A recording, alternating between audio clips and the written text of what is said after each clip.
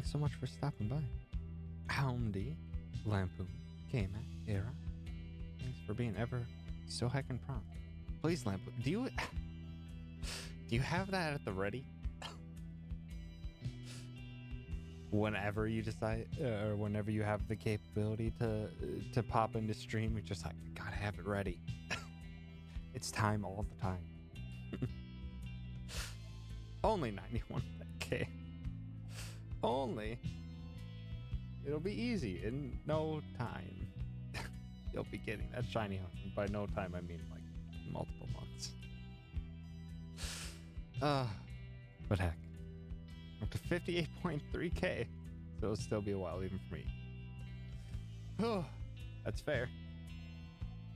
Gotta be quick on the draw. Also, hi, Greg. Thanks for stopping by.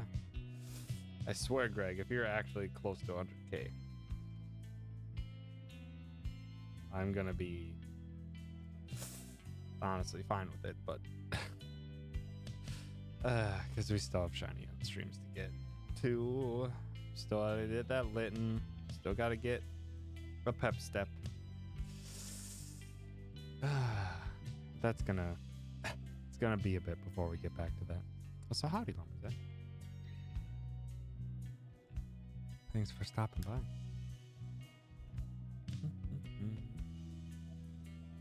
Sure will be with your work schedule. Oof. Yeah, that's no fun.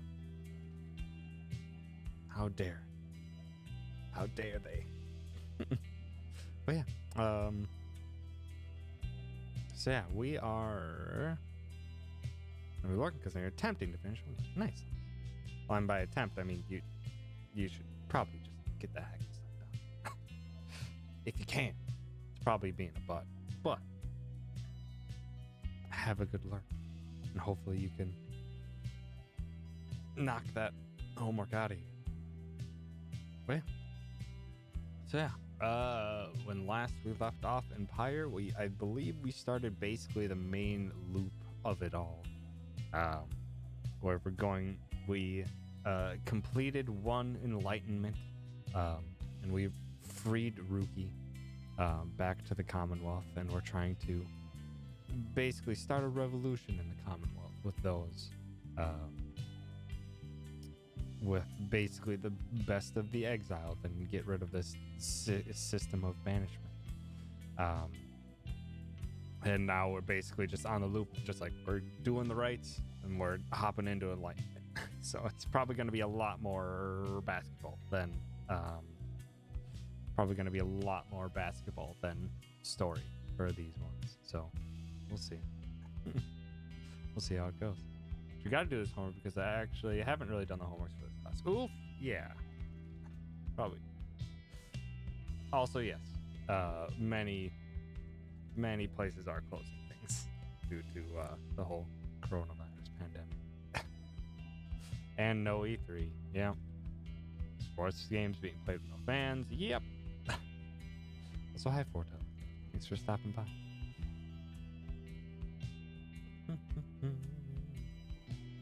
There's probably canceling classes too, but they're on spring break right now. Also, hi. Thanks for stopping by. Yeah. Turns out when things keep progressing and the World Health Organization officially declares something a pandemic, it's like, yep. Bang, stay safe. But yeah, so yay.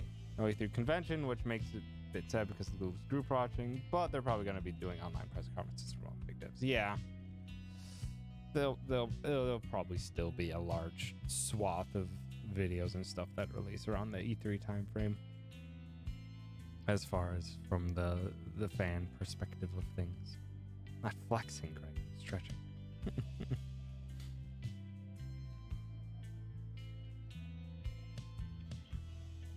Man. Let's have ourselves a Pyre. Who did I think we were gonna go head off to next? I forget. crows got into an altercation and 2 of the crows killed the other. Would it be a former murder, lose his member in a murder? I would believe so, yes.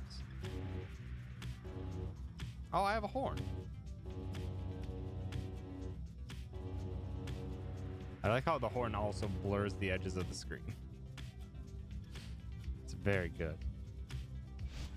There's our boost. It's R1. Aha! The Ridge of Gold. What is this? You soar near to the border of the Sandfolds, where your companions first found you in the downside long ago. There's nothing for you there, and you wish never to see it again. Exiles cast down river wash up on the southern edge of the downside in an unlivable waste. Exiles who survived the river journey are then left to struggle here. So they literally banish you into a stinking hole, or into a river, down a river, into a desert. Great. Yonder lies the Ridge of Gold, somewhat less imposing when viewed from this vantage point. Do you not agree with it?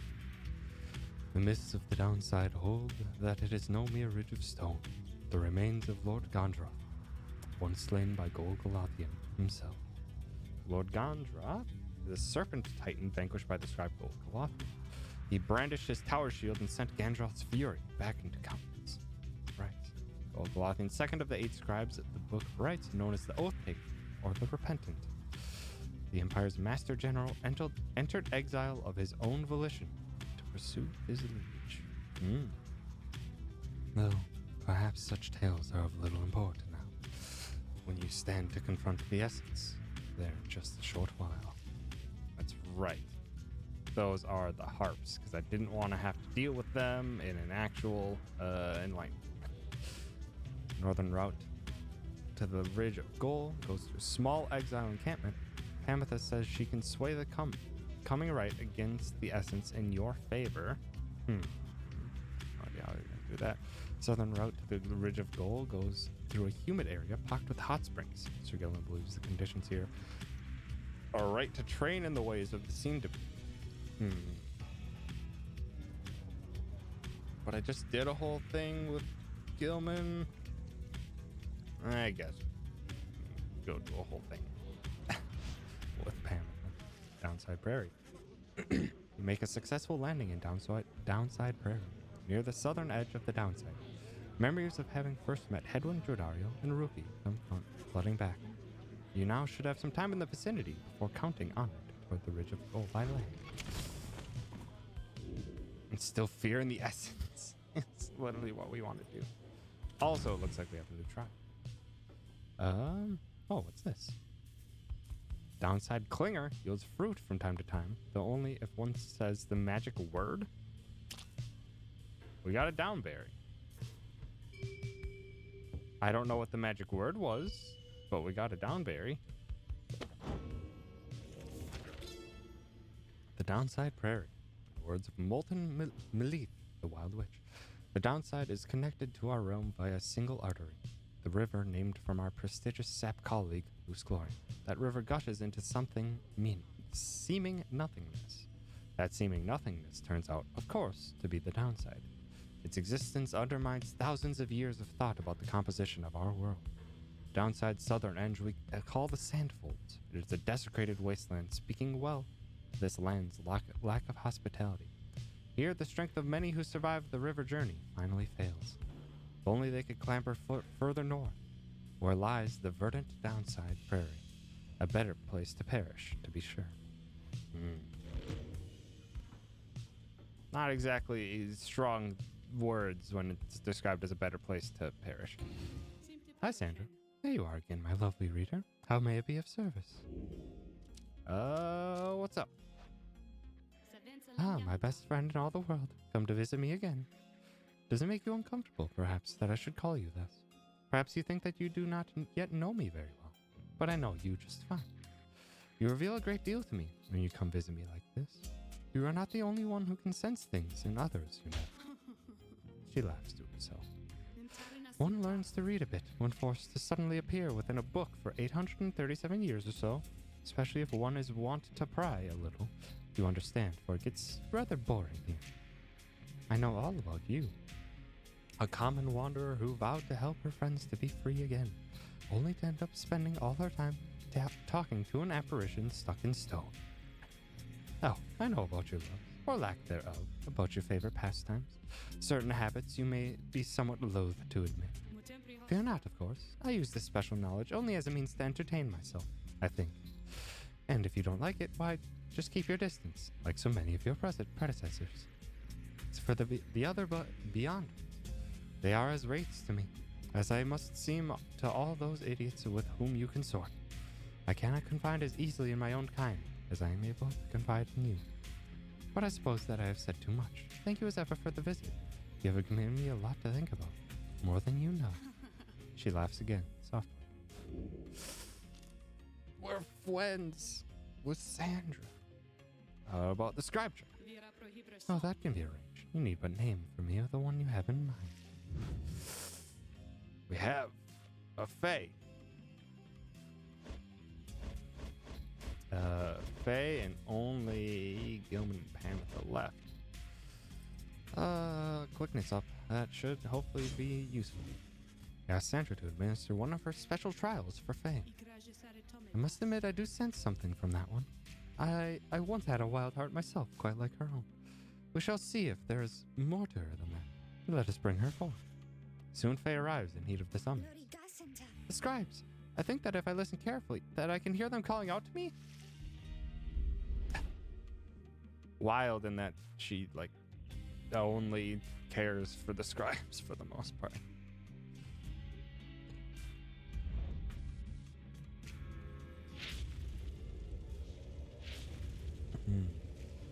The apparition Sandra appears and unfastens her mask. Listen well, girl. The place where you reside at present has but a single rule, which is you answer to me here. Wow. Okay, I will. Such naive enthusiasm. Now, be silent. It is plain to me that you have much to learn as yet about the rites. You have learned something, and I would see you prove it, without the benefit of any fun, save for your reason. Okay. Are you out there to help me with this, miss? I am. I'm here. Against the triple Tizo comp? I can't possibly. No! Well, that's already dead. Good start. Good start.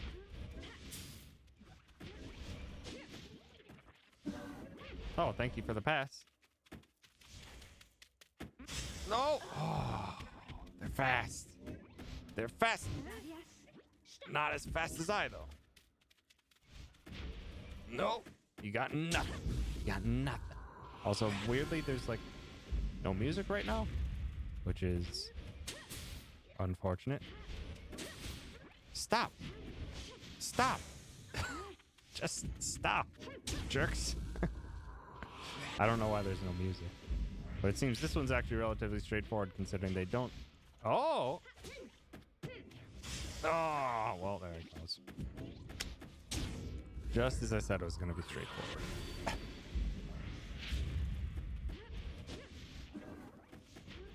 No.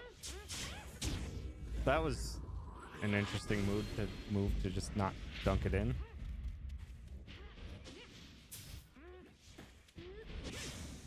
Yes. Easy peasy. Hup. Brings me back to Suikoden days of no music during combat. Although I'm sure it's not supposed. Suikoden had a much more glaring issue than this.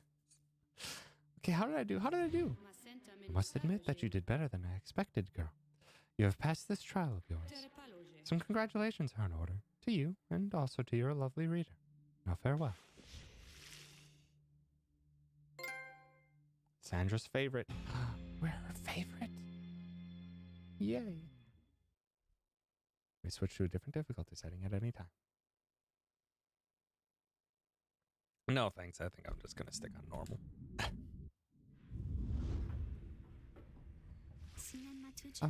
Did I imagine all of that, miss? Because I hope I didn't. Oh, what is that you have there? The Kaelmer's anklet. After Fae casts her aura, it can bounce off of objects and solid surfaces. That's interesting. So that gives Fae ricochet shots. Nice. I don't think I'll use it, but that's really interesting. Okay. Let's instill fear in the essence. Someone had better keep an eye on Pamitha as she flies off on one of her missions. Do your best to keep up with Pamitha as she delves into the sweeping plains of Hollowwood.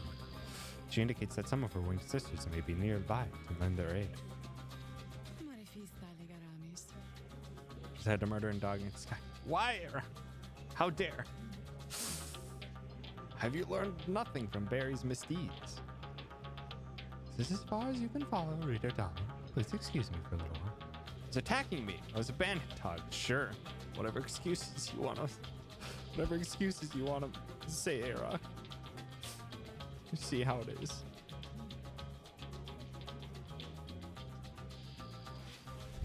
She swoops off, leaving you on your own. Some time passes, during which you can almost feel the downside encroaching all around you. And then...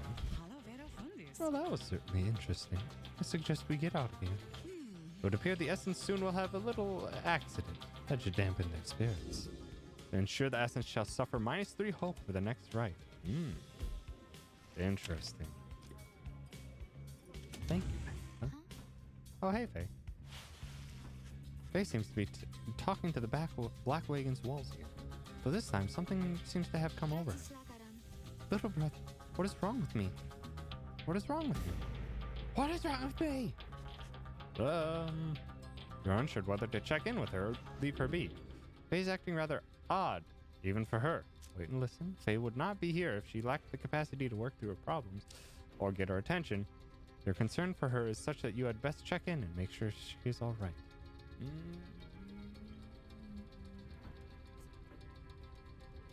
I don't know.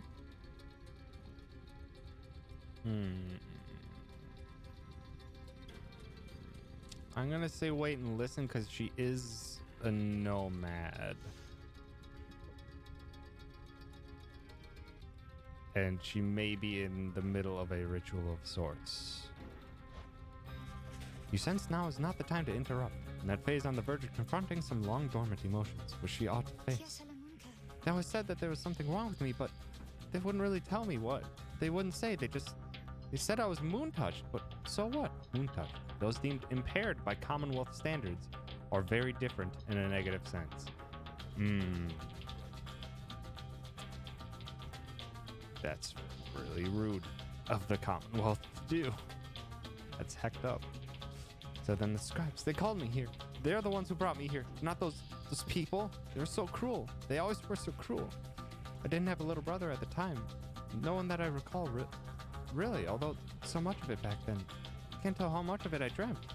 Most of it, I didn't want it to be true. But I remember that they threw me out. They decided that they would throw me out and let the scribes take care of me. They said the scribes, they would take care of me. So very quiet here, and I was all alone again. Although I think I liked it more, being alone down here, than being alone back there. Howdy, Bubbles. Thanks for stopping by. Everybody's alone down here, and so it makes me feel less alone somehow. Back there, why, I would see families, brothers, sisters, mothers, fathers, but here, there was hardly anyone at all. Thank you for this blessing of Snid. What is...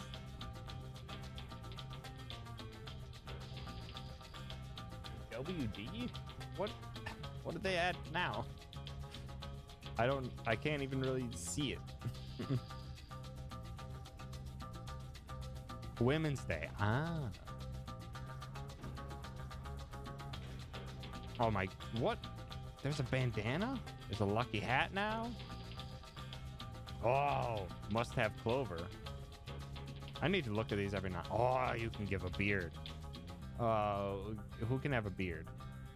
Dang it, none of my stuff like lines up for any of this like reading of things. Oh, lucky hat works very good with Bard though.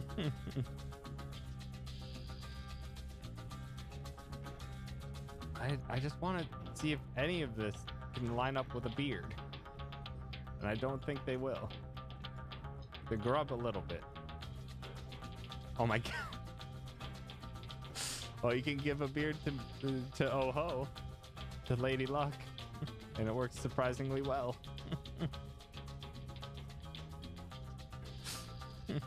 It's a Venus symbol. Also, the bandana works very well. Oh, yeah, also the bandana on that one, too. But I've never once done. It's interesting just to see, but a lot of my emotes just don't really work well with any of their auto-detecting for placement and stuff like that.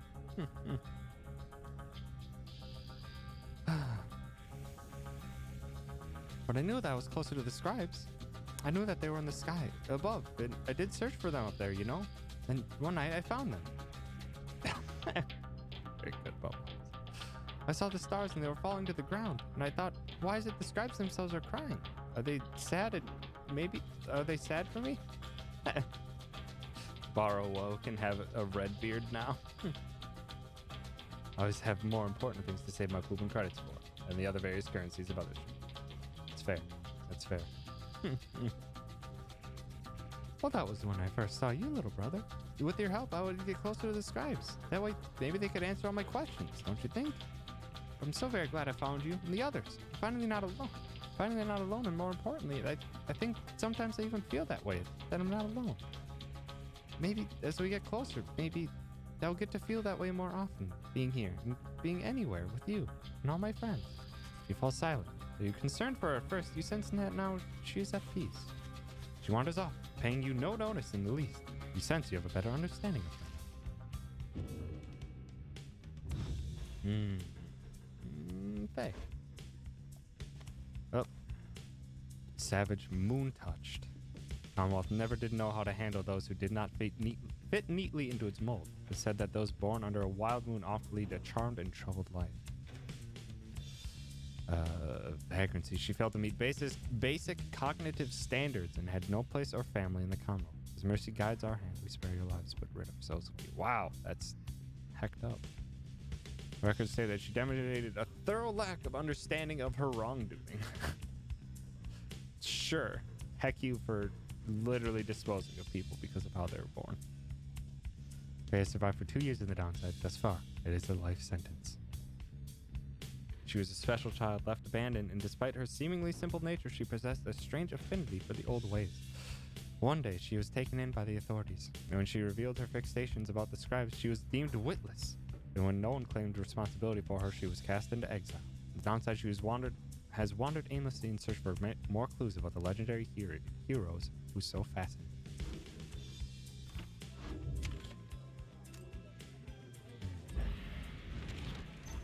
Let us go. The Ridge of Gold. No, I forgot to read the thing. Dang it. Too antsy. A messenger imp with news and rumors from the other side comes huffing toward your Reagan, here in the untamed reaches of Downside Pyre. You let it in and offer it some light refreshment, as Rookie would have done. The imp's message turns out to be about him. You learn Rookie's past transgressions have all been forgiven, since his return to the Commonwealth. He was even offered a well-appointed home and a place of business. Dang. Also a gamer that's very good. The Irish hat on top of Barry. Very angry about that hat, or about the people that didn't wear green on St. Patrick's Day. It must have represented just the kind of lavish lifestyle that Rookie always claimed to have had for himself and his extended family. Eventually, and somewhat reluctantly, however, he refused the gifts. Instead, he tracked down Wolfred's agents and gave them ample information, thus emboldening their rings. The last bit of the message sounds as though it's transcribed word for word from something Rookie said. Simply reads, "Rest of you better get back here soon, or else." You thank the messenger imp for the report. Soon, it has all your companions talking. Very good, Rookie. Well done. Don't you think he must be sad to have turned down a house? I hope he isn't sad. Karen loves St. Patrick's Day, but she doesn't approve of me. Hi, Mario. Thanks for stopping by. I'm doing well. We're just having a chill story time type of stream with Pyre. A very choose your adventure kind of story, and then dabbling in with some rights, which is fun 3v3 kind of basketball type game. And it's actually really interesting and complex, and I've yet to learn most of the complex. Also, hello, Thanks for stopping by. The days aren't quite so bright without him, though sounds like he's doing well up there. It seems that Greentail had himself a conscience after all. Ah, the noble Rookie. He sets out a shining example unto us all. I guess that works on Zote. Just buried in the beard. Hard to believe he would have turned down living in that kind of luxury. Though maybe he got used to it out here. Hariki! Tizo's happy to learn that Rookie joined the revolution in the Commonwealth. The news of Rookie's liberation fills you and your fellow exiles with newfound resolve. Alrighty, Marky. Say hi to Liz for me as well. Thanks for stopping by even just for a sec. Oh no. Oh. Chub the Tub really enjoys St. Patrick's Day. It's a game about, you've never heard of it. This is the third game by Supergiant Games. Their other games you may know, Bastion, Transistor, and still in early access is Hades. They're an incredible indie developer making really, really good games. But yeah, basically, it's difficult to describe this one. Basically, we're in a land of... oh, that's very good, Bubbles. Also, hi, Juice. We're basically living in a world where there's the Commonwealth is the main civilization structure, and due to circumstances we aren't fully known, the act of simply reading is forbidden, strictly forbidden, and there are many other things that are also forbidden that the Commonwealth actively exiles people, banishes them into the downside where we are currently residing. And we're trying to, through rites set past by scribes of olden times, attain our freedom. And in attaining our freedom, we can only do one at a time. And in doing so, we can all reconvene one at a time back in the Commonwealth and bring revolution so that this system no longer persists. And Society back and Kong says hi too. Thank you, Marky. Just tell them, Kong and Liz, that they cuties, Marky. And yeah, so yeah, it's been very choose your adventure kind of story-wise as we gained party members and learned more about this world and the people in it. And now it's gotten to the point where it's just like, nope, we kind of know the main bulk of our story and what we're trying to get. So now we're just working towards completing more of the rites and bringing freedom to more of our members to further and further progress our plan to revolutionize the common. Sorry that was a bit long-winded, but that's the thing. So it's more like a relaxing type of game. For the most part, yeah. There's a lot of story, and I'm going to be doing a lot of reading and attempting my best voices and stuff. But then we actually get into the rites that are the actual games themselves, and that's a bit more intense. The Magic Basketball as well. Also, hi, man. Thanks for stopping by. Bam. Messenger Imp accepts some scraps to eat from you and rushes off. Your companions gain +1 hope for the next right. Wish Rookie luck. Herbert got in the band. It's just a different type of top for Herbert, the tit snake. What do we have for sale? Hey guys, say what are you guys doing all the way back here? You know, it's not so bad here. I was thinking I got some pretty good stuff. I think you should check it out. Say. Green promise that for dousing the adversary's pyre, the bear earns a reward. A snidsling.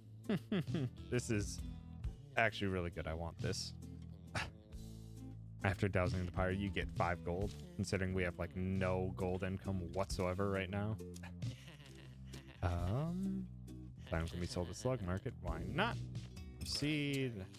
The Ricochet for Faye, I just don't think I'm going to adequately use.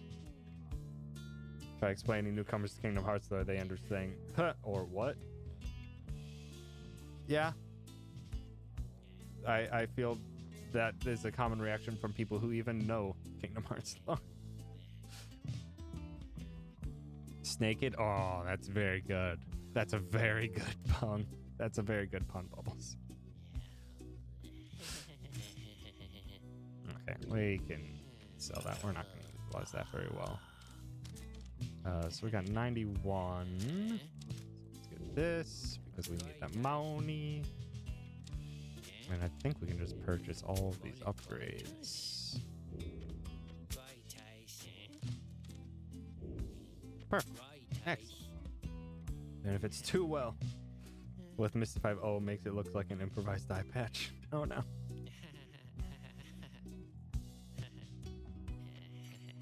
Okay. So what can we even upgrade? No, that's right. Casting their aura, game infinite stamina on a hit.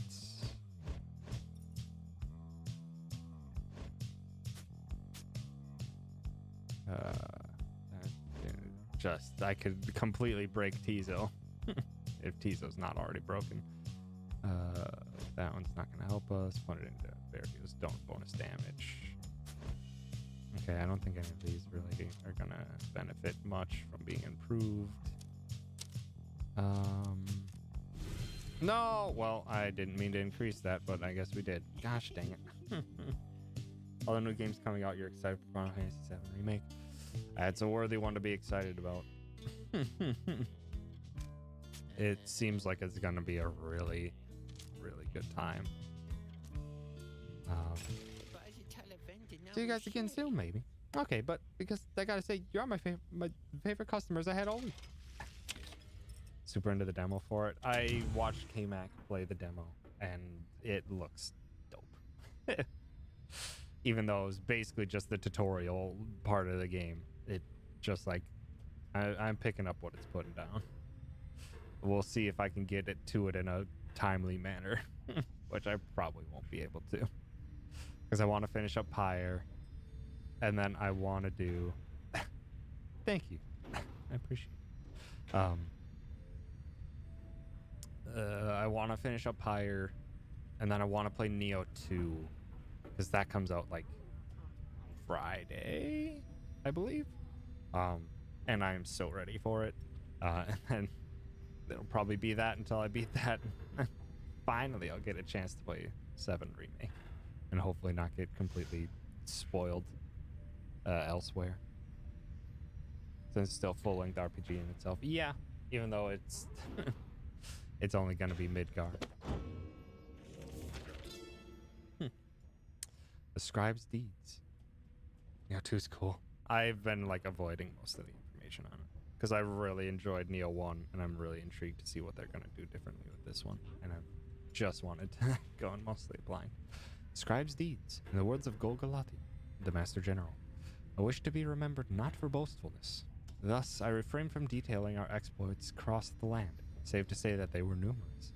Know that only through our combined strength of arms and wit did we withstand this savage land.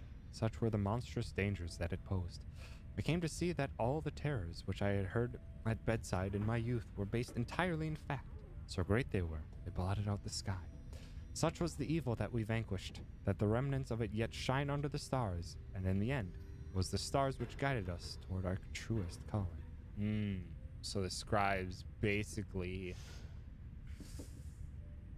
under the guidance of the stars, which the stars are what grant us our freedom back, they defeated all the giants, or all the titans here, to make this place much more livable. Still Final Fantasy VII, if you manage to avoid Final Fantasy Solaris for all these years, I think you magically. It's more I want to see what the stuff they added to Final Fantasy VII. Because I literally played through Final Fantasy VII earlier this year. The original. But this game is only one part of a multi-part part of the Final Fantasy VII remake. and it's just the Midgar section, which is the first 8-ish hours of the original Final Fantasy VII, I would say. But they've extended that greatly in many things, or in many ways. Even just from what I saw from the demo, there was the fleshing out of many different things, a bit of contextualizing some of the things that you saw. And then once you get into the thick of it, I'm sure there's also going to be side quests and all sorts of other stuff that you can do. So yeah, it's supposed to be a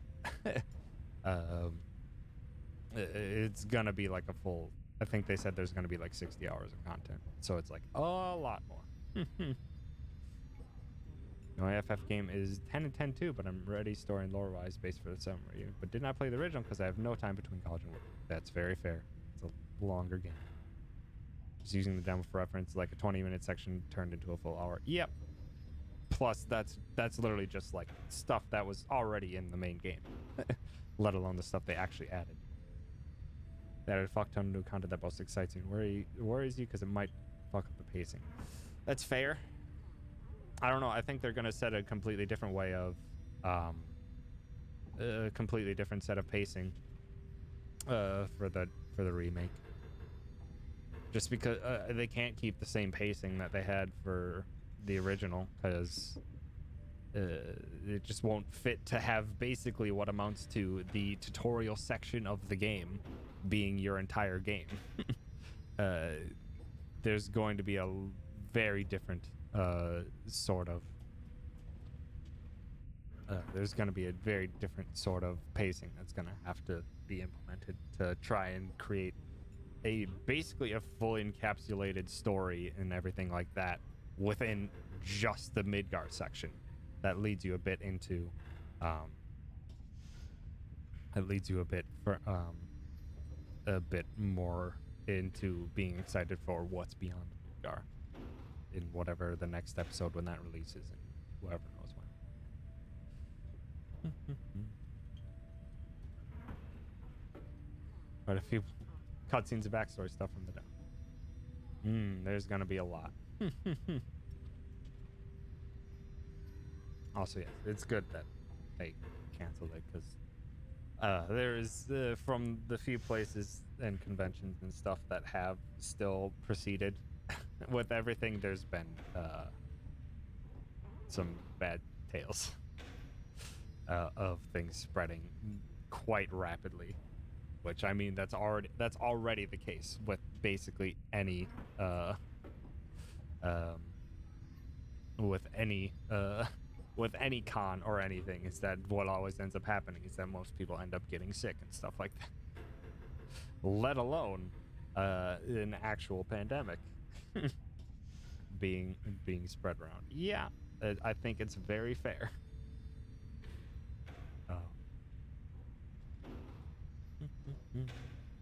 Pierce, you've talked to, are angry. Pierce will be angry whenever there's a remaster of any kind. That's Gamer put that pretty succinctly. It's just like, if you loved the original so much, then what are you, as someone who's so attached to the original, going to gain from a remake of it? Because it's just like, if you just want the same game again, just play the same game again. If you wanted the same game just with better graphics, then it's just like, that's not a whole lot of incentive for. Which they kind of already did with the remaster. But it always comes to that. Play-Doh thrown out well. Yeah, the graphics weren't great. But I mean, I don't know. It would take a lot of effort just to do that, and I'm more excited about them actually bringing new life to something that, even when I'm playing it through so long or recently, it's just like, there's a lot that really needed fleshing out. A lot. Oh yeah, well, E3 is basically still gonna happen. It's just that it's gonna be all online. It's gonna. Sony did their online thing last year, which they're gonna do again. Nintendo always does a direct.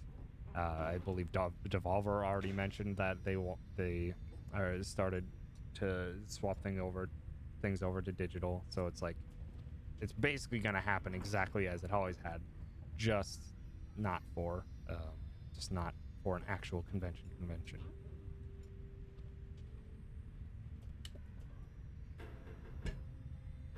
It's weird how Devolver broke the news for E3 being canceled. Yeah, though I follow Jason Schreier from Kotaku because he always breaks a bunch of news and stuff, and is very up to date. As soon as Devolver posted that, he's just like, I've had a couple people saying it, but I didn't feel like it was enough to confirm. Though they did mention, like, just like, I have heard from 2 sources saying that it would be canceled this morning, and 1 that everything was proceeding as normal. So it's like, didn't report. But then it's just like, okay, then like things really just once Devolver out, it's just like, okay, there's more people that are already in the know. Yeesh. That's crazy, Bubbles. Stay safe. Thing I don't like is when some FF fans attack newcomers specifically for Final Fantasy, because it happened to me when I commented on one of the trailers, but I'm a person that ignores things. I don't know. It's tricky to deal with people that are so incredibly attached to something that they can't accept that other people wouldn't enjoy it the way that they do, and that if they enjoy things differently, that they're not seeing it correctly or anything like that. It's just like, man, just let people enjoy things the way they enjoy them. Not everything is for everyone.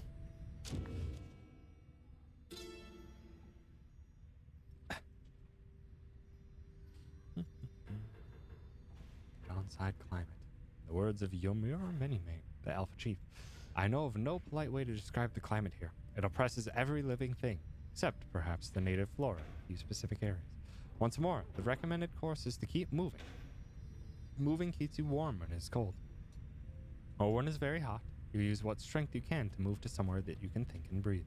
The weather in the downside seems intrinsic to the different regions, which my good friend Molten Milith shall describe. Shelter can be difficult to find, and you cannot stay in it for very long.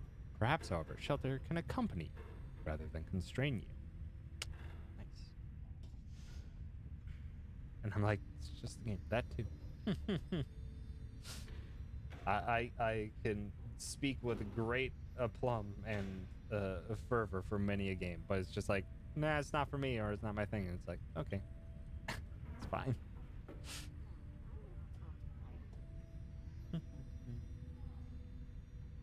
Guys are posters. I like this before it was popular. Shh. Enjoy this. Yep. No, what am I doing? I need to go right here. Huge Kingdom Hearts fan, and I always recommend Kingdom 3 to newcomers and give advice to ignoring other hardcore fans who will attack.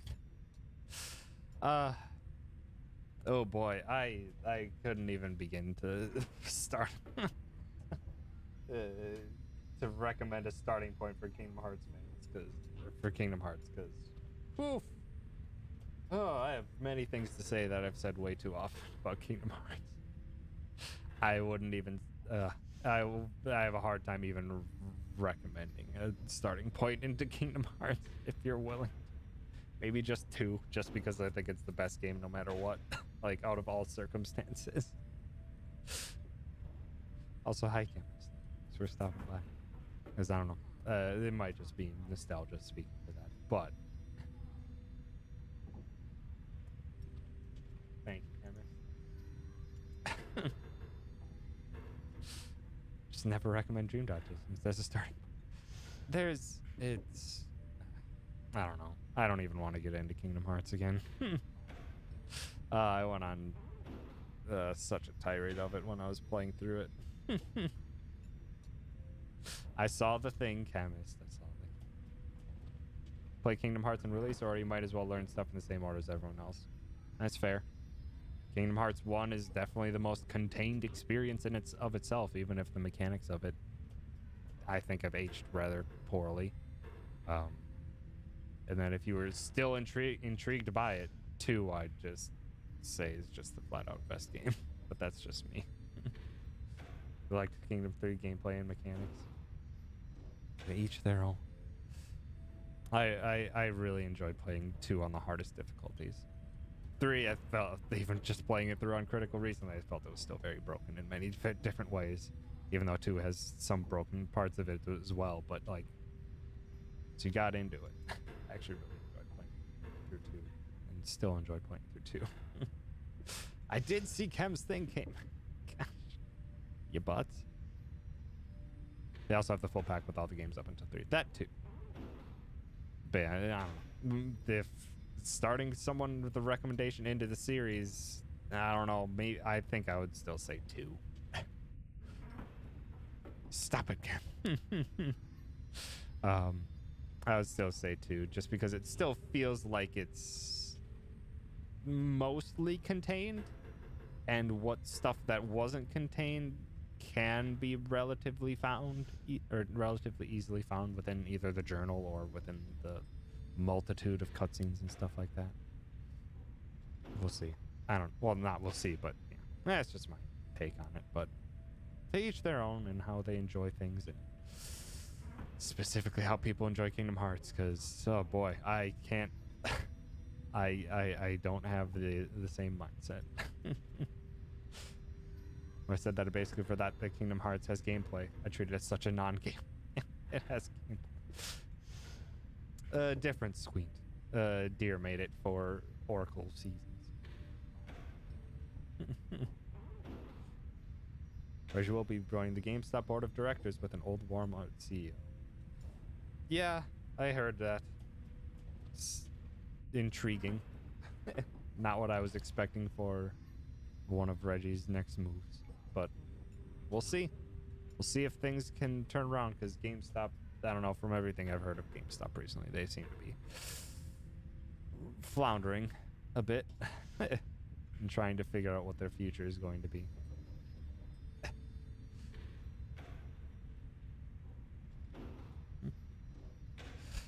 The Ridge of Gold. In the words of Lucilorian, 100 Minds, the scholar, the serpent titan Gandroth turned to brittle stone not long after his death, or that of that you may be certain. What remains is a flat, elevated basin that stands up closer to the heavens. Upon the fallen Gandroth's hide, the stars themselves alight, and you shall know how. No, you stand on sacred ground. We set the metal sigils, lit the candle flames, and we emblazoned on the rock-like forms the sigils of our passage to and from this land. Then, the stars themselves, they did reply to us. They sang, shining bright, their voices loud and clear. We understood their cadence, and we knew how to often to return. Yay. GameStop haven't been relevant in age, to my knowledge. There's been... I have not been to a GameStop in many years at this point, and I don't expect that to change. Getting back to upcoming releases, I still have no idea how to feel about Ghost of Tsushima now that it has a release date. I am intrigued. I'm gonna wait for reviews. It looks, from what I've seen, it looks pretty dope, but I don't think I've seen a whole bunch of gameplay stuff, so I'm just curious and gonna let it figure stuff out. Or let the reviews come in and see how people think of the gameplay and stuff when we're diving in, if possible. GameStop console, which is, it's not just GameStop in your area, and probably buy like half your games today. Nice game. I'm glad you still are enjoying. Also, hi still. Thanks for stopping. Pre-orders on GameStop have been solid. Depends on which GameStop. That's fair. It can very much vary from one to one, but I don't know. I've just very much gone mostly digital and stuff like that, and don't really pre-order things anymore. I don't really have like the time and stuff like that, so it's like, it's fine.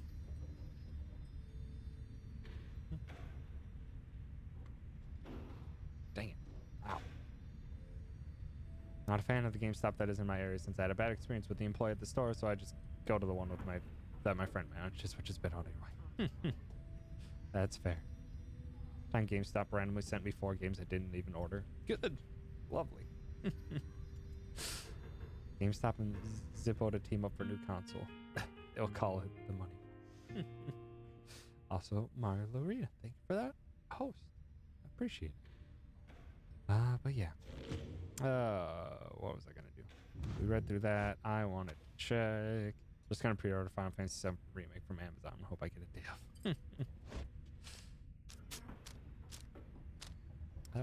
Let's get that up to speed. 2. I won't increase.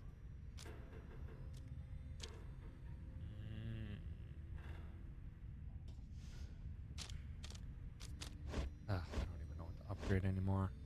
Maybe I shouldn't upgrade anything. Piso could be just 100% broken. 99% Steam/Origin, 1% Game Boy Advance SP.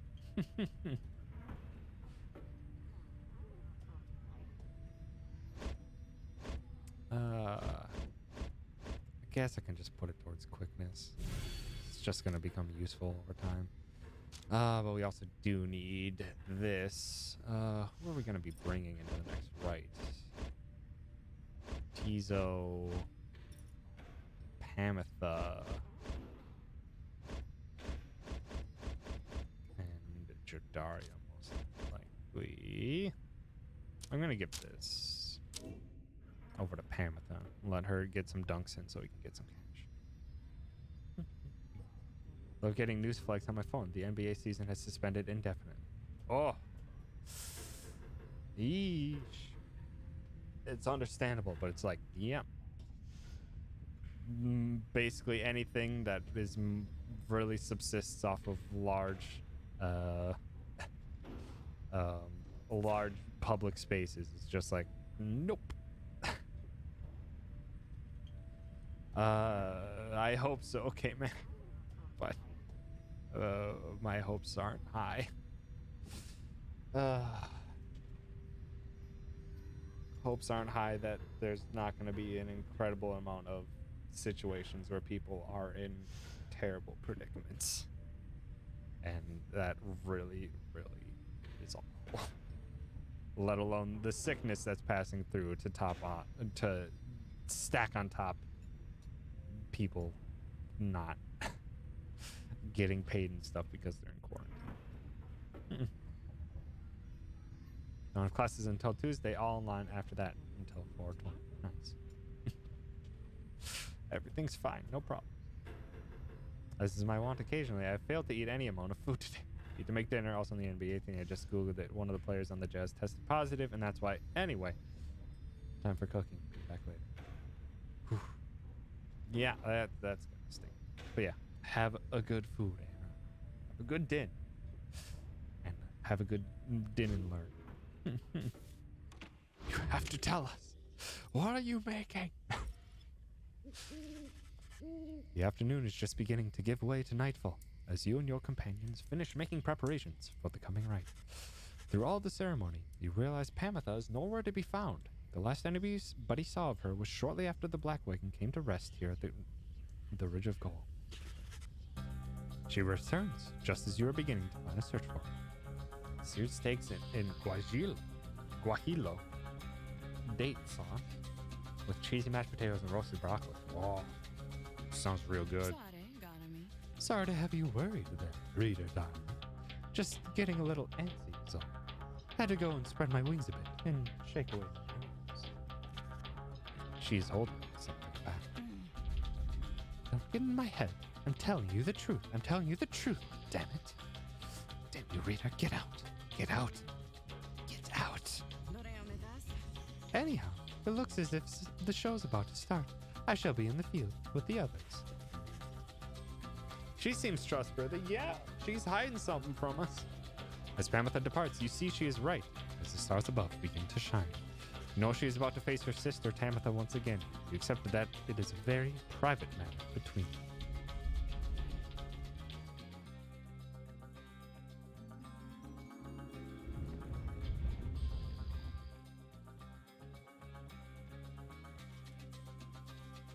incredibly creative parents. Also, incredibly probably confused parents when they actually had to speak to them, You differentiate them. exiles of the Night Wings. You are returned once more unto the Ridge of Gaul. Your adversaries in the rites this eve shall be the Essence. Extinguish now their pyre, and glory shall be yours. Now prepare yourselves. The winged exiles of the Essence take position opposite of your own companions, and their leader soon asserts herself. Pamitha, come forth. No trickery this time. She appears as asked, though remains silent as her blood sister studies her for a time. Tamitha then reaches for her mask. You look weary to see me, sister. Well, too little sleep, I guess. I do get rather anxious sometimes on the night before one of these things. It can be a lot of pressure. Okay. Understand. The two of them say nothing for a time. You cannot discern what they are thinking. The High Wing remnants all seem to be very mentally acute, trained as they are from birth. Soon enough, Pamitha cuts through the tension, her tone light as ever. So, given thought to my proposal, I have, and I think now is not the time for talk. Besides, your comrades surely give them pause. Even now, they must be questioning your loyalty. What? But Oh, cut it with the stammer, Pamitha. It is very unbecoming, you know that. And you be sure to tell those comrades of yours what you proposed to me. She dons her mask once more. As she rejoins the other exiles of the Essence, Pamitha hesitates before returning to your group. I told her she could take my place. That I would keep her up to date about our progress, and that she could take my place if ever it was time for me to go. But you don't have to worry. For one thing, she refused. And for another, well, I'd better tell you later. For now, remember, you can count on me. Still don't fully trust you. Oh, dang it. Who shall strive for freedom? They boosted us. They boosted us. We're gonna have Pamitha front. We're gonna have... Jadario still won't play matches with Pamitha. Or with Tamitha. Or Pamitha. Dang it. Now I'm already getting mixed up too. Well, I guess it's Faye and Tizo then. Because Jadario's just like, no.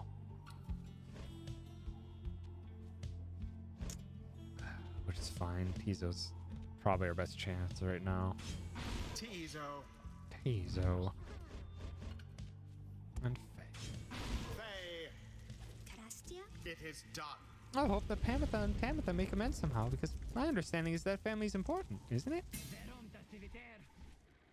Face us, wastrels of the Commonwealth. The path and loss of your defeat this night shall reverberate not only in your hollow hearts, but in the homeland that abandoned you. Are you quite sure it has to be this way then, sister? There's no compromise here, Pamitha. Not for traitors to my country or my blood. I understand. Then so be it. The Legos were well engineered and durable. I didn't know that one of the Capri wheels can get to insane. Oh no!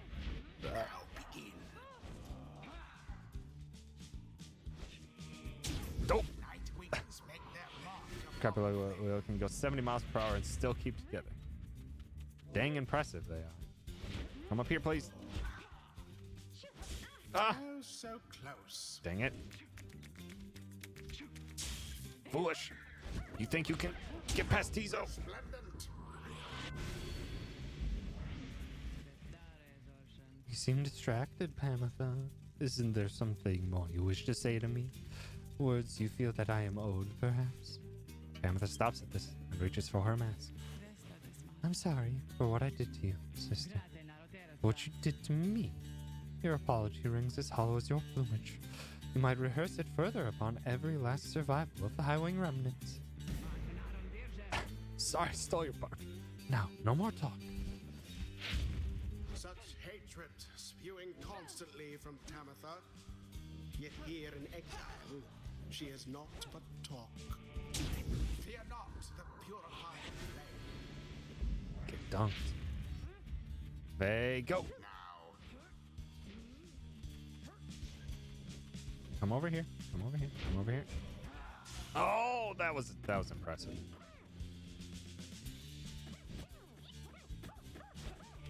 Can't do anything against Tizo's hops. Tizo's like really broken right now for me. Later. orb engulfed in fire. Wreck.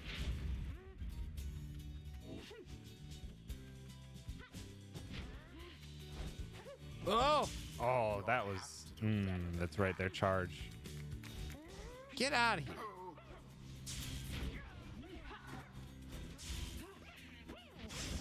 Get out of here. Tizo will defeat you all. Onward thus to greater glory. Now go on just once more.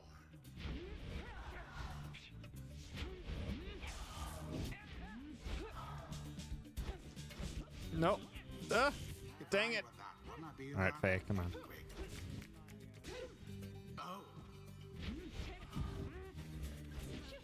Oh, you fools. No, dang it. No, what? Ah, that was so fast. Just the instant pass.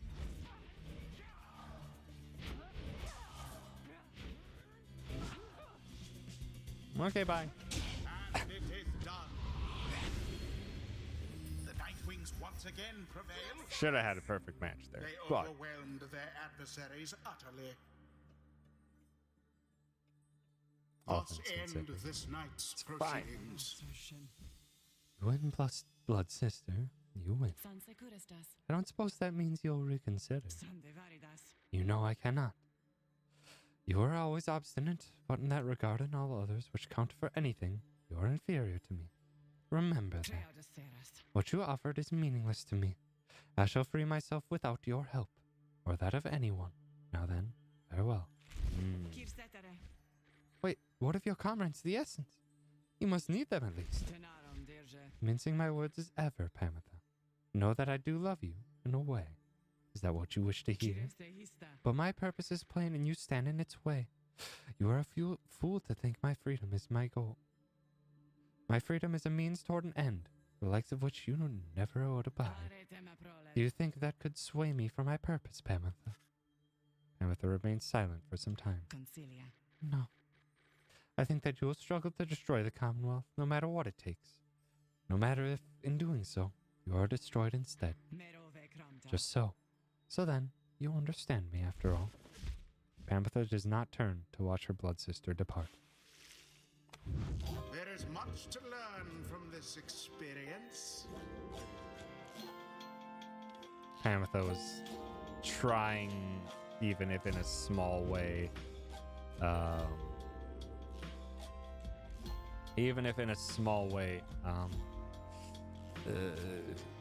to make it up to her sister for the large betrayal by basically offering her spot on the Nightwings, because it's likely that the Nightwings are the ones that will keep gaining people to freedom. But no, she refused, and she still only has one. Tamitha still only has one interest, and that's destroying. Alrighty, Mario. Take care. Thanks so much for hanging out. Thanks for hanging out. Have a good sleep and a good work. Got to mention, I got all my graduate attire. Hopefully they don't cancel it. That's, yeah. Until the next. Here's hoping, gamer. That you don't have had purchased all that and just being like, well, we really can't do that anymore.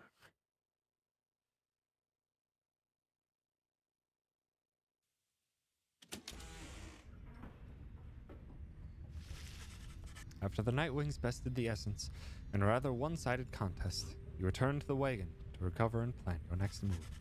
The time has come to search the stars again and determine where the rights shall take you next. Stars yet shine for you, revealing various paths forward. You gaze into the darkness of the night, seeking out your destination. Okay. Who are we up against? How? Ores? Or Triesta? So the people that are highest up right now, the withdrawn is who we really want to take down a peg. The withdrawn, then Chastity, Faint, Distance. There's the Fate. The Midnight Star burns bright over the cairn. Delbert is already on his way. Where's our others? Ores, these are Star burns bright over the Hulk of Oris. Barker's already on his way. And Triesta.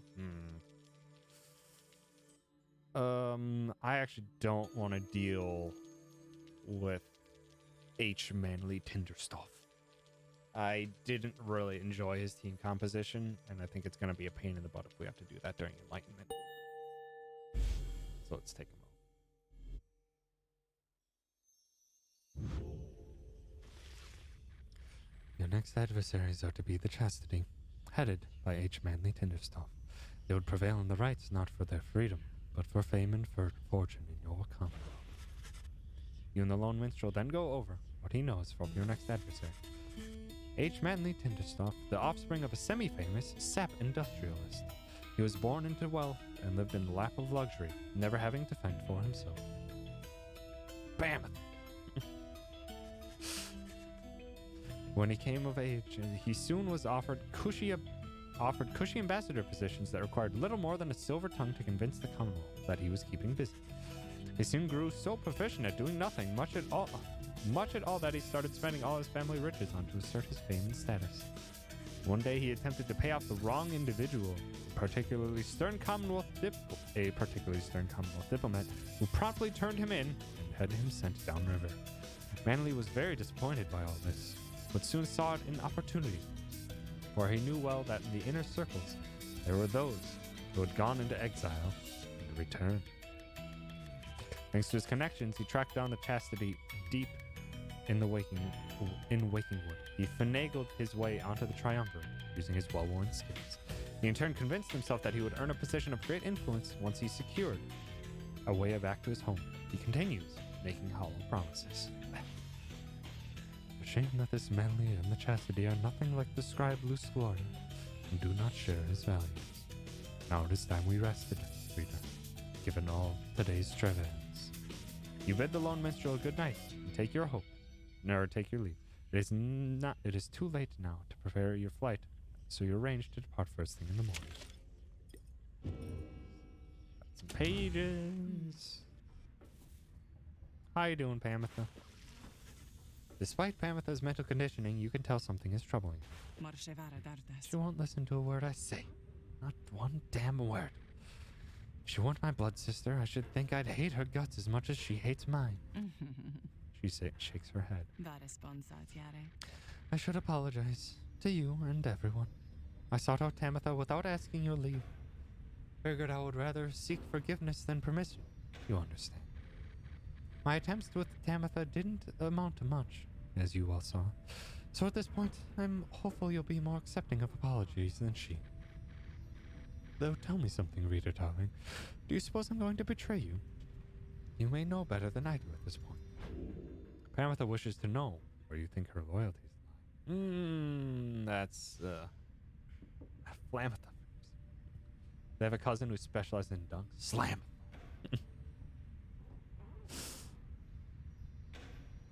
And then you obviously have their grandparent, Gramitha.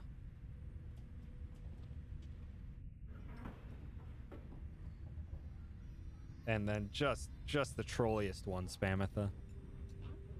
God damn it. It's too good. There's too many good things that end with am. Say what you trust. The loyalty has to be earned. You will believe she will stand with the night. The hot one. Damn. She has made quite clear that her priority is to her blood sister. Con artist Shamath.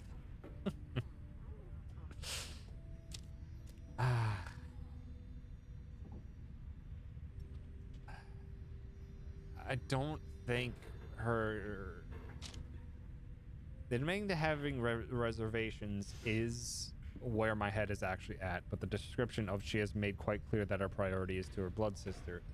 It's not what I'm thinking. She clearly wants to make amends, but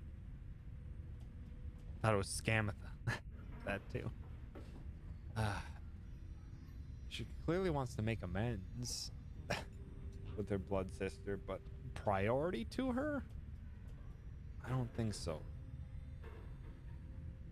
She basically snuck out and basically offered her sister her spot on the Nightwings, because the Nightwings have a better chance of getting their freedom than the triumvirate that her sister's a part of.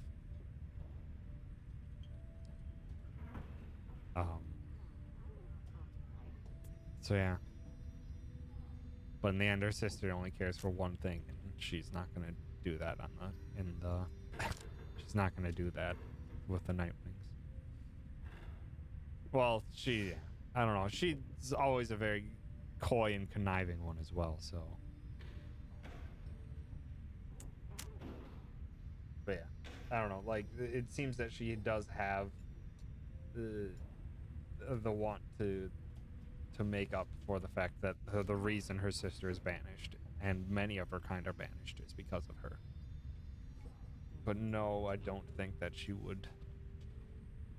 I don't think that she would betray the Nightwings. Because I wouldn't even call that one I wouldn't even call that one really a betrayal. Also rude, Bubbles. You expressed to Tamitha that you do not view her efforts to make peace with Tamitha as being contradictory to the group's larger goals. You understand why she did what she did. She says nothing for a while. That's kind of you to say, darling. May the others see it with such generosity. But if they don't, you need but tell me to depart, and I'll be on my way. However, I have a promise that I wish to make to you. You let me stay, and I'll see this through with all of you, no matter where we all end up. I'll be on the roof for a bit, I think. You too. Take care too, darling. He struggles with Tess Kramath.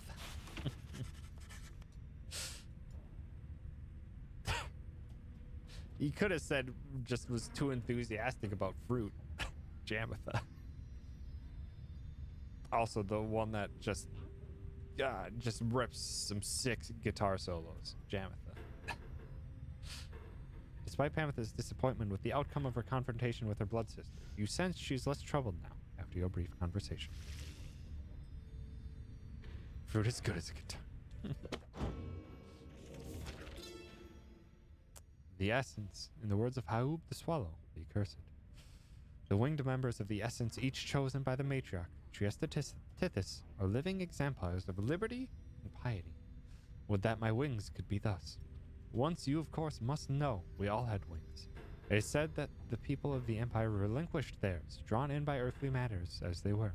But the harps, such as Triesta, held tight the liberty their plumage could afford. These divergent paths did cause a share of differences between the winged and the wingless over time.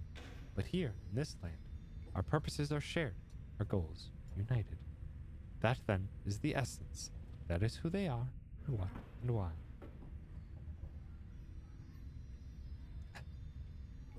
We need a family tree. I'm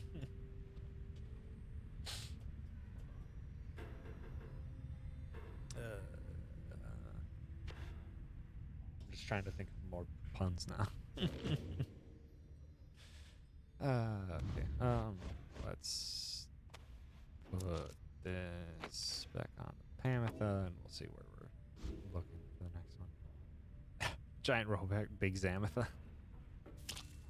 Very good. Very good. Continue.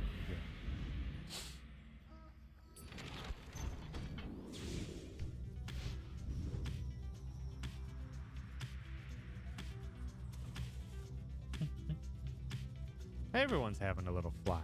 Oh, I don't know why I didn't process that immediately, but they all have a ship like this. Get to where they need to be. Battering Ramatha. You could have made a sheep pun or a wool pun out of that one. Okay.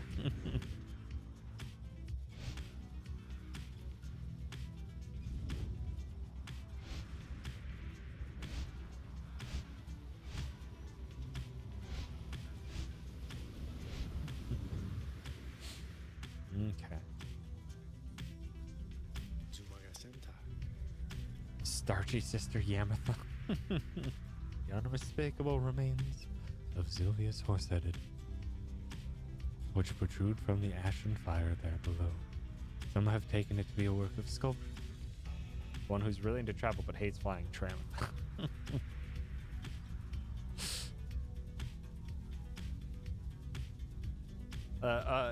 Younger sister to Ramatha is Lamatha.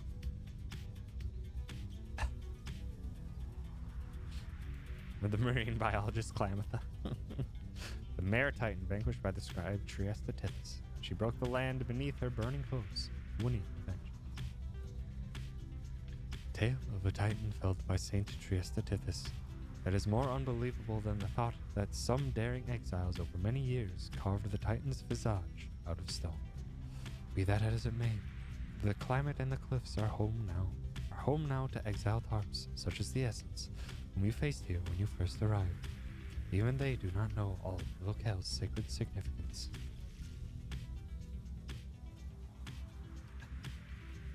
Still seen on TV products, Shaman. That one also fits with Sham.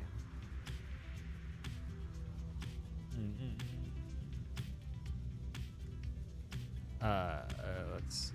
Black Shore. Interested in taking this route. Headwind, low road to the nest. Great sharp sands, or the high road to the nest. The Lone Minstrel believes that this should be an expedient path. I'm gonna go with Headwind. We're probably gonna be working with Headwind this one. Your wagon touches down in Black Basin, where you first met Volfred and Pamitha as well. Made of concrete and Damitha. Different type of dam. I would have gone with maybe like a beaver. It's sort of pun with dam. But we already had two different versions of dam.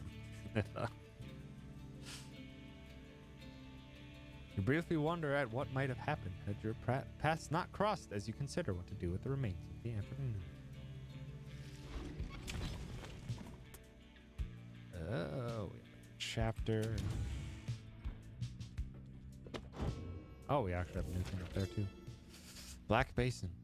In the words of Molten Malith, the Wild Witch, the continent we called Black Basin shall one day tear itself apart, arriving upon blackened molten crags, tolerable only to the harp Triesta. We pressed onward toward a suffocating wood.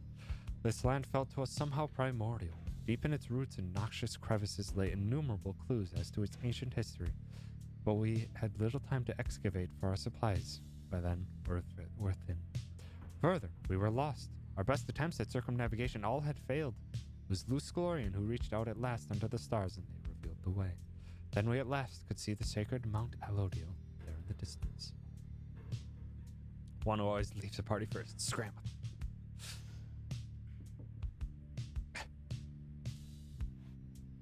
Spamatha is also that weird pork substitute. The one with an explosive personality. Blam! Or Bam. Provides a bit of warmth on cold nights, and something at which to nod and stare. There's also the really self-absorbed sister that just constantly takes pictures of herself all the time. Camitha.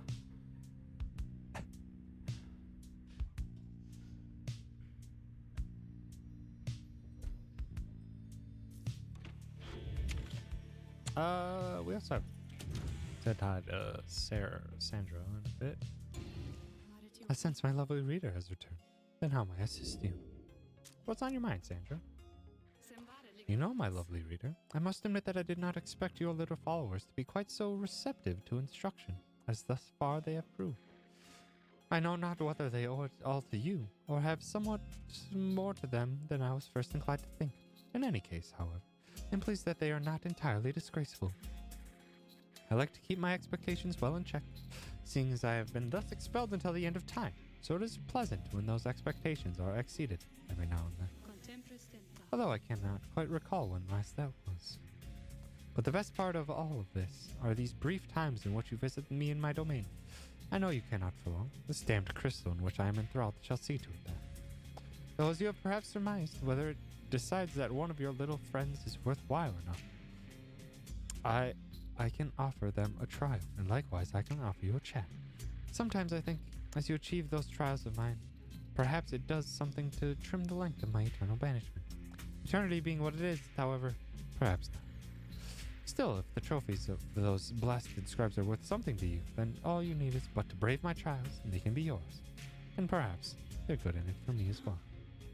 Then something changes in her. She changes the subject. I've likely said too much. I'm not to influence you in your use of the Beyonder crystal. It is not there to be tampered with by anyone, including me. Forget what I said.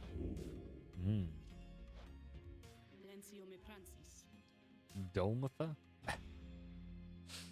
Visit Gamer DLM Itha.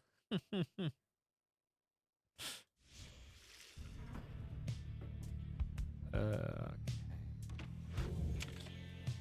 Explore the Black Shore. Together with Hedwyn, you venture forth into the molten crags of Black Shore to ensure that the path is clear and check for anything of value. Of all the places we've been in the downside, where do you think this stacks up? You sense Hedwyn's spirits lightened to some extent. The survey's brief and uneventful, leaving you with time enough to pursue your vocations on your return. Nice. And we got plus hope. 30-day travel ban at the just put in place. Wow.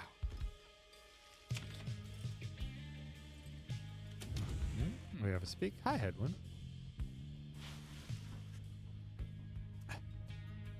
Yeah. No overseas travel. Yeesh. Yeesh, yeesh, yeesh. You find Hedwyn rather lost in thought about something. He looks over as you approach. Oh, hey, my friend. All right, so what's it going to be? He points in the direction of his cooking tins, strewn over in the corner of the wagon. Yeah. Yeah, that already came up earlier, myths. Yeesh. One of life's small comforts around here is we get to eat. Not a day goes by that I'm not grateful for it, but there's only so much to choose from, whether here in Black Basin or anywhere around, I guess. Black glass, searing vapor, and strangling forests mark the forsaken lands that loom across the sea. They had first discovered this in the northern lands. Anyhow, I was just having trouble trying to decide what to cook. Just had fire caps again last night, and those never seem to sit that well with everyone anyway. There's no more glopgill, not that anyone but Tizo ever liked that stuff. I feel like we've been having gutter crabs every day for months, so I'm not too excited about that. So where you come in? No consulting books or stars or anything, just you and me, here and now. What am I making? You decide, because I can't. I know there's a lot of serious stuff to think about these days, but so help me. No one's struggling to regain their freedom on an empty stomach. I don't ask to wish you nor your meal preference. As for Flav's slur. Acquired taste, acquired mostly through a prolonged and desperate stay within the downsea. Silt porridge, a notorious dish that Hedwyn has perfected to the upper limits of its capacity to not be terrible. Gutter crabs again. This inoffensive option has the added benefit of putting some lucky gutter crabs out of their misery. Ask for whatever. It is exceedingly difficult to choose from all the delectable meals options in the downside. Hedwyn probably doesn't want to have us say no, whatever you want, when he literally explicitly said that he can't make up his mind. Let's see. I'm probably just gonna go with silt porridge. At the very least, he's perfected it, even though it's whatever. Looks like we need a planet. Let's go for the silt porridge. You asked that Hedwyn prepare another batch of his silt porridge for the group. He eyes you warily as you request this, searching you for any trace of iron. All right, my friend. Never took you for the silt porridge type, but so be it. I guess even after all this time, we still have much to learn about each other. Now, lend me a hand here with this stuff, would you? Yeah, that's very. It's a small upside there, Bo. As you assist Hedwyn with preparing the silt porridge, the two of you get to talking about the past, The reality of cooking in the downside has a way of making him nostalgic. Life on the blood border wasn't that much easier than trying to get back down here. Highwing remnants could swoop in at any time. They're so good at picking the worst possible occasions for us. The time they showed up, and I was nowhere to be found. Must have told you about that. On the contrary, he has seldom revealed much about his past to you. Oh, either way, I don't think I ever told you much about Fikani. Someone for whom Hedwyn cares deeply. They were separated in the Commonwealth. I was riding to relay an order when she caught me out in the open. She could have had me, but we just stood there, you know? I've never seen anything like her. He has a crush. He has a crush on a harp. Which would be very bad, considering they're on opposing sides of a war. And her voice, she says to me, you ought to be more careful with your life. And I just say, I'm not the type to say such things, but it's all I could think of looking at her. So I just tell her it was worth the risk. It's bringing up too much. Too much for Rhea right now. Anyway, she spared my life, of course. And when we saw riders heading toward us, I looked at her. She took hold of me and we just took off. I didn't want to leave her, and I didn't for a while. He trails off for a while. Soon after I came back, I went off in search of her again. This time, though, the risk I took, a lot of people paid for it. Harps attacked when no one was there to raise the alarm. A few days later, Hedwyn, the deserter, was sentenced to exile. And now, he's about to cook some silt porridge. Thanks for your help, my friend. I can take it from here. See you shortly. He heads out into the afternoon. You sense he feels more at ease after having spoken with you. Hedwyn gains +2 hope. Give thanks for the silt porridge.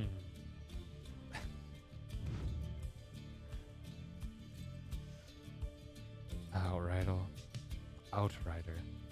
It ensured the Highwing remnants never flew far from the mountain nests. Those who served on the blood border were taught to always watch the skies. Desertion. He fled the blood border's north front without leave. Did not return. Insurrection. The record states he wished to relay Commonwealth military secrets to the enemy, which is not what he wanted to do. Hedwyn is a very attractive man. That's why, as soon as he approached at the very beginning of the game with the mask on, and he took it off, and I was like, heck, he's hot.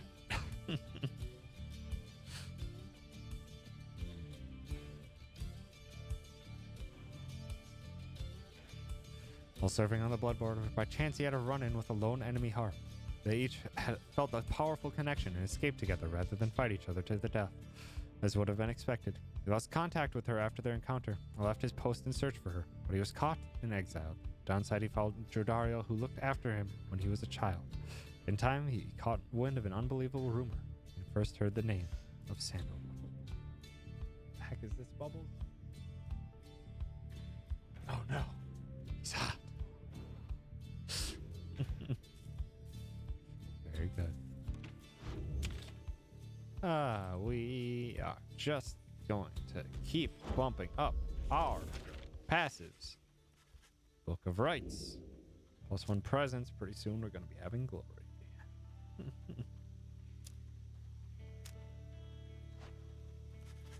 Presence will be maxed out now.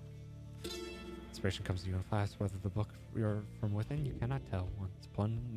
+1 tenacity. Wow, I can't speak. Each rank raises your fellow exiles' presence, increasing the size of their auras. All of Nightwing's gain +2. Study.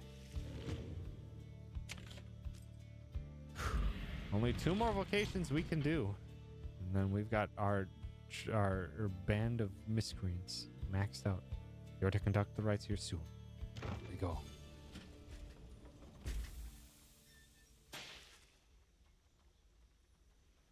Heck. En route to the nest of Triesta, the wagon comes to a sudden halt. That does it. I am leaving. Cause of Jordario's outburst soon becomes apparent. Well, reader, darling, at least some of us know how to take a joke, wouldn't you say? Look, she was reminiscing once again about her soldier days, and I just happened to point out, I may have suggested the fire destruction of the Spiral Sanctum happened on her former unit's watch. Pamitha, why? Pamitha, why? Why are you antagonistic to Jadariel? You know she fucking hates you already because you're a harp, and that's literally was her job. I mean, didn't it? Not that she would have made much of a difference had she been there herself. She ought to thank the saint that she was spared by her exile here. I thought she held no love for your commonwealth. I shall never understand what it is your people ever saw in that dreadful place, but I guess I hit a sore spot. I should probably apologize. She swoops off. There's no sign of either one of them. You organize a small search. It proves fruitless, but then Jadariel returns alone, as if nothing happened. She's back to her calm self. Let us continue. I regret the interruption. Pamitha comes back as well. Oh, don't you worry, darling. I have definitely patched things up between us. Honest. At least, I think perhaps I didn't make things worse. She returns to her business in the wagon. You make ready to resume your travels, but make a note to follow up with me. Yeah. Gosh dang, Pamitha.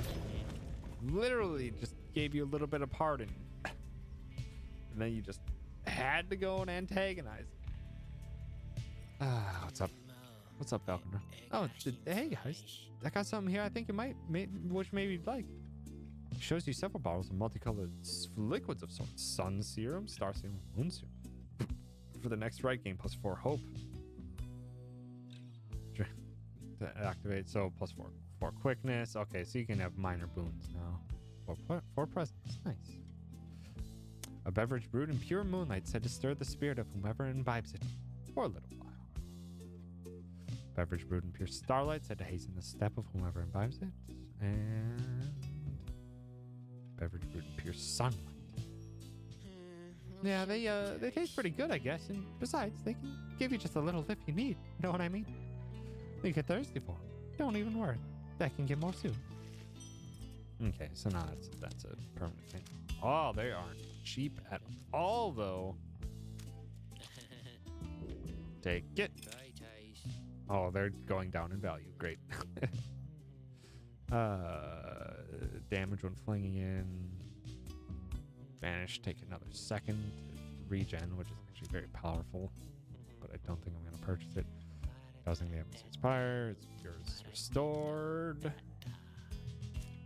Which I think will be fine because as of right now we haven't really gotten to the point where we're losing a whole lot.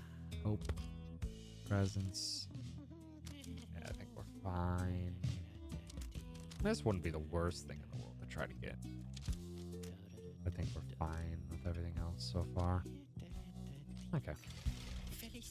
Must be our lucky day here. Or I don't know what, Dad.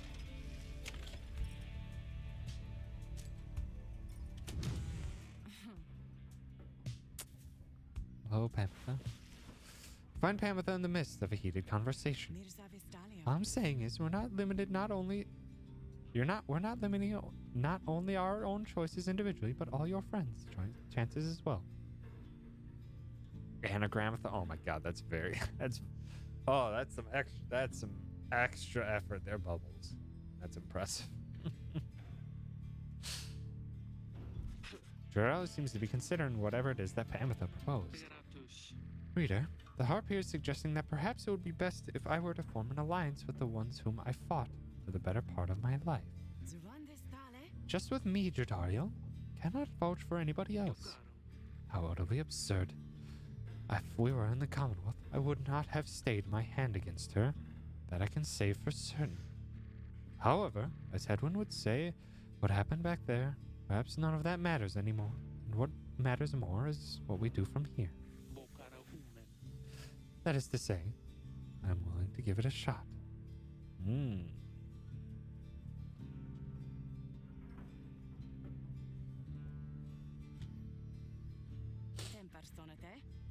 Okay. You mean you would be willing to conduct the rites with me? Yes. Excellent. I knew that you would come around. Thought she'd never come around, but I had to give her the benefit of the doubt here. I'm grateful for your open-mindedness. No need to let old enmities between our ancestors ruin things between us, or the others in our little party, for that matter. After all, do not push me with me hard. We shall see if the reader here is thus inclined to pair us in the coming rites. I'm willing to defer to her. Anyway, you see, I think I managed to make amends there. Doubtless we'll get on swimmingly in no time. Pamitha and Jadara are not willing to conduct the rites together. Hope for the best. I'm actually gonna do that combo right away, just because it's brand spanking new. So it'll be Hedwyn, Jadariel, and Pamitha.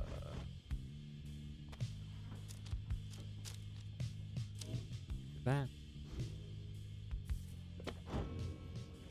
Okay. The Freedom Pact. We rid the words of Golgotha, Master General. We rid the land of an impending doom, but faced another of its kind. For we knew that we were trapped.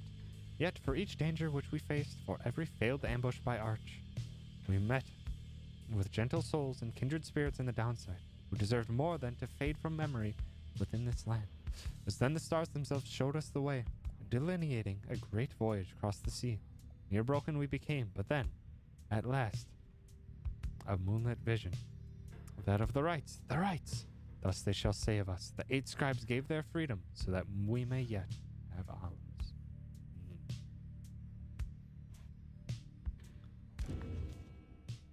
The nest of Trieste, in the words of Luce Gloria in 100 Minds, the scholar. The ashen effigy of the nightmare titan, Sylvius Horse-headed, looms as dark as ever on the precipices of Black Basin, where her chaotic influence sundered the land itself until it wept with fire. The very instant that our graceful friend Trieste Tithys finally laid to rest the greater titan with the power of the holy scepter of the empire, stars shone down upon us all with blinding light. Trieste thought she could bear her children in the warmth there, but alas. Now the stars revisit that locale with regularity. The fissures in the rock do pose more danger than one ought invite, but a summons to the nest is to be honored.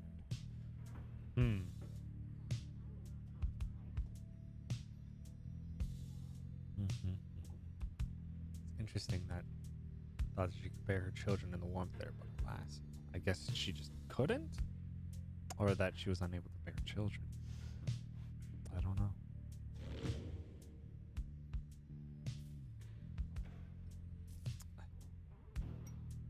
Also, K-Mac, when do you have to work tomorrow?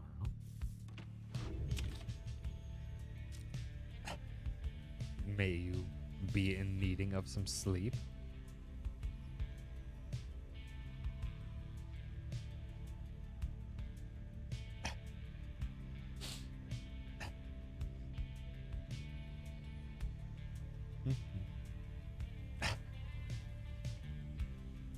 Just saying. Your butt.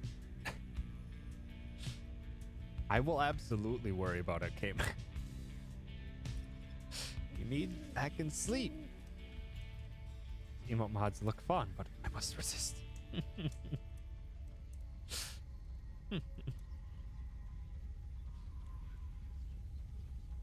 Everything is prepared. The night is just beginning to take hold above the sweltering confines of the nest of Trieste. When Volfred gets your attention, reader, I suppose you might remember our first meeting with that manly Tinderstalk. You would be mortified, of course, if you forgot. I would say that he's an embarrassment to my kind, but unfortunately, I've known many others like him. We are a discontented people, I suppose. Anyway, when last we saw him, you might recall that I avoided him. We are not good acquaintances or anything, but he knows enough people in high places that he could be harmful to our plan, should he know of my involvement, so... That's shine. But I guess that they got a really good deal on the nights they booked because everyone keeps canceling their trips. That's...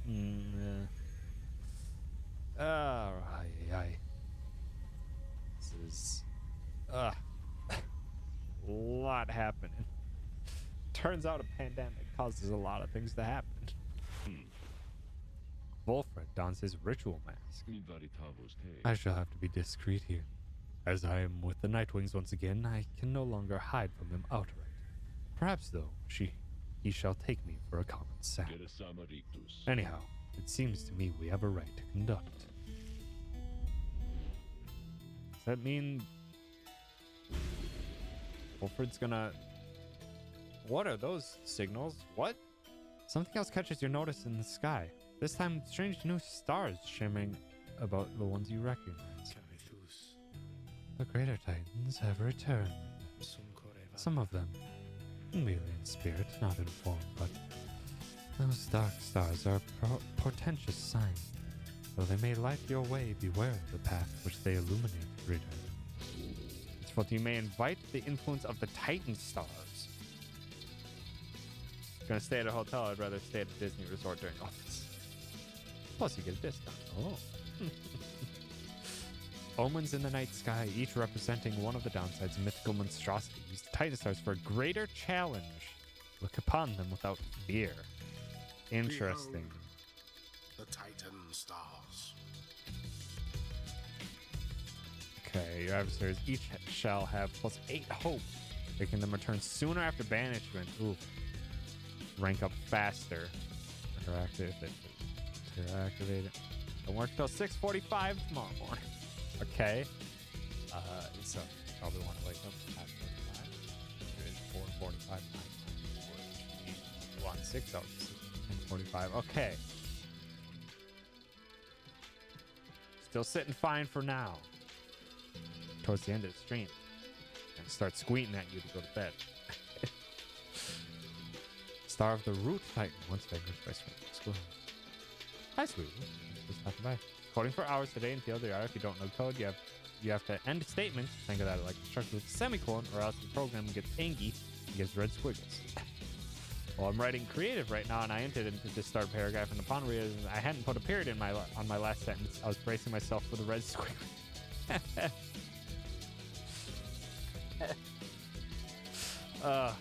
That's quite the mix of things, Sweeaboo. Trying to go back and forth between creative writing and coding. Shall be more cunning and more quick to react. I think let's just try for 1. Syntax errors, gotta love. I'm doing well. I hope you're doing well too, Sweeaboo. Start of the right, your Pyre shall automatically suffer 30 damage, which is actually fine. Endriga the Widow. Plus 3% of life.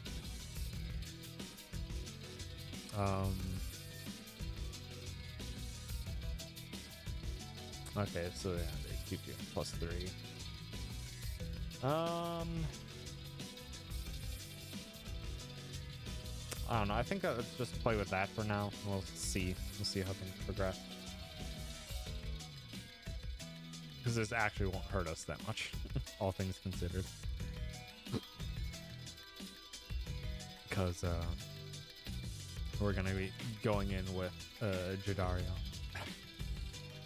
Yeet.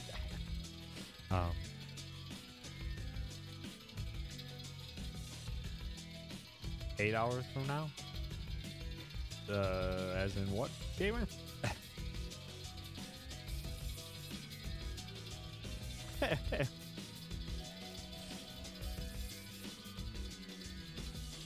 Also, not the... Yeah, actually, yeah. So did I right?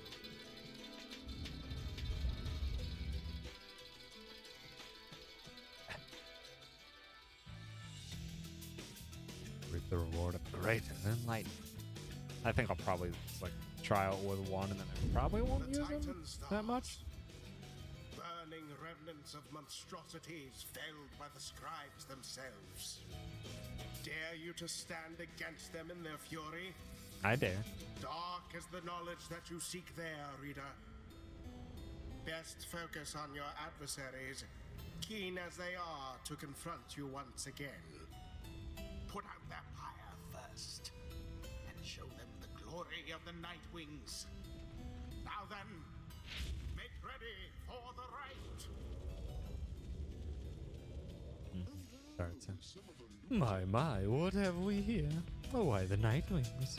come to grace us with their presence once again. Are you perhaps intent upon humiliating us even more after last time? You sense Volfred reaching out to you. Reader, let us indulge him for the time. Perhaps he shall reveal something we can use to provide a disincentive for his meddling. Just let him keep on talking. I shall attempt to remain hidden. And my, the colors of those raiments. I mean, they are rather gaudy in this light. I have to say, though I mean no offense at this, of course. And so do you suppose the rite is going to commence soon? As much as I enjoy our chats like this, I do have to get going soon. If you must know why, I'm expecting an important message from the other side, no less, from Dawn. I hear something is brewing out there, some sort of unrest. So yes, it's an important, very important message, sent all this way by one of those imp couriers, and I must say, those little things, their services are certainly not cheap. Are they already onto the plan? Rookie, you're going too fast. Though I'm sure that I could get a good deal for it on their services, if you wish perhaps to contact a loved one back home. All I ask, of course, is that you stand aside and let the chastity prevail, as well we are. Or I have a date with destiny, not long from now, upon the fall of Soling. He continues talking for some time until at last the rite is set to start.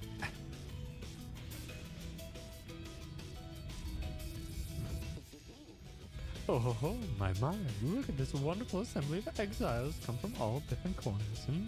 Such a colorful retinue you Nightwings have. You know, I heard the most pretentious rumor about you, that you're harboring an especially notorious criminal, one who has designs upon the Commonwealth itself. He looks right at Volfred. But I could not imagine such outlandish tales could possibly be true. Anyhow, I so would like to meet everyone here. Hello, good Nightwings. I am H. Manly Tinderstock, and truly it is a pleasure to make your acquaintance. Manly has intruded on your privacy as you set to choosing your triumvirate. You could not be less welcome. Seems to be searching for someone in your ranks. Manly seems very interested in your triumvirate, asking politely to leave, wanting to back off. Manly seems to respond to behavior similar to his own. You could send him away. Or warn him to back off immediately. Perhaps a broken limb or two might cause Manly to think better of such antics.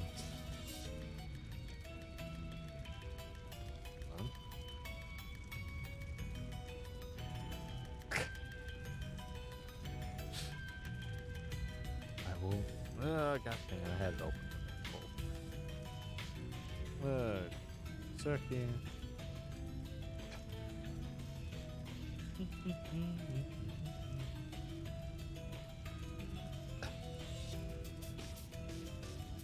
It's very good.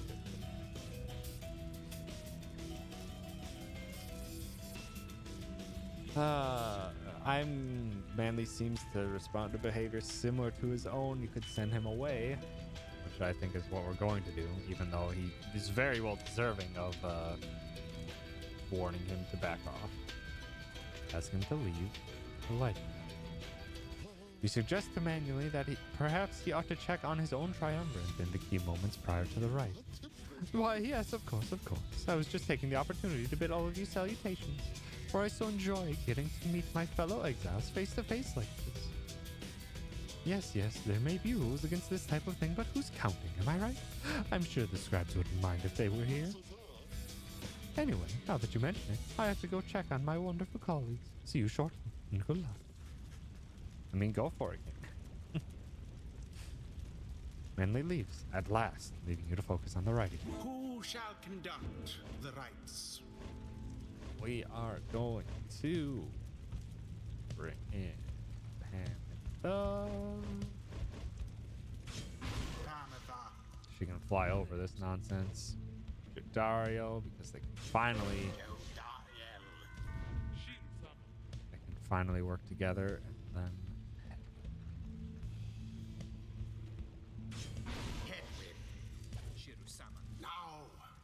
not having to hear Manly gloat is good motivation to prevail here. If a shot at freedom isn't good enough. Are you quite ready, oh Nightwings? I doubt you are. Besides, my colleagues of the Chastity and I, we have a trick or two we think shall take you by surprise. Just watch. I'm Gonna try to beat you before you can do any tricks. Begin.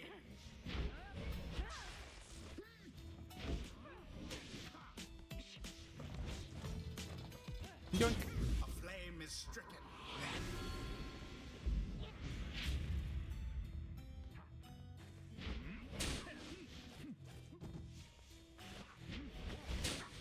Oops. Oh, wow, that was actually rather fast. Oh, the double up.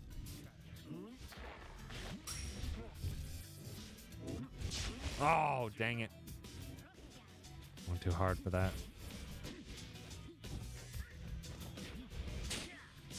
Down goes the Jump too fast.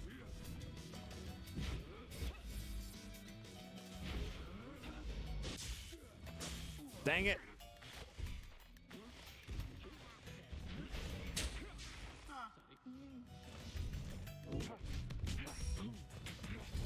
Get in there, Jadario. crushing blow against their pyre. Oh, how very charming this display. But quit it now. Let old Manly put an end to all of this before you make a terrible mistake. No thanks. The orb is up. Okay, bye. Pyre weakens. So powerful.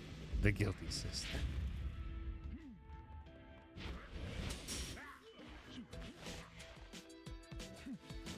Get in there. Oh, headwinds. Exciting.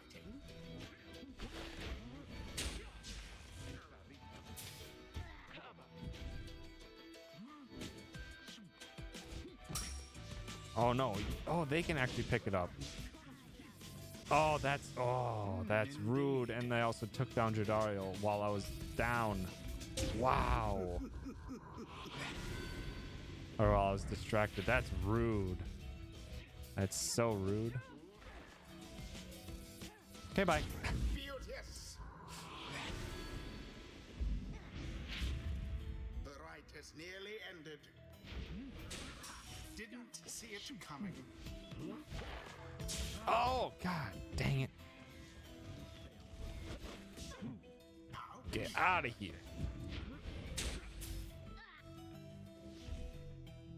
Good.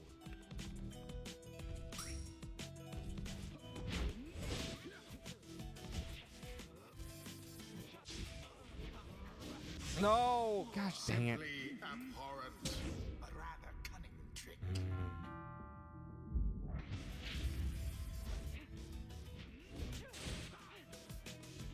No, later. She soared right in. Gosh dang it. Oh, they've been gaining the health back this entire time. I hadn't been noticing.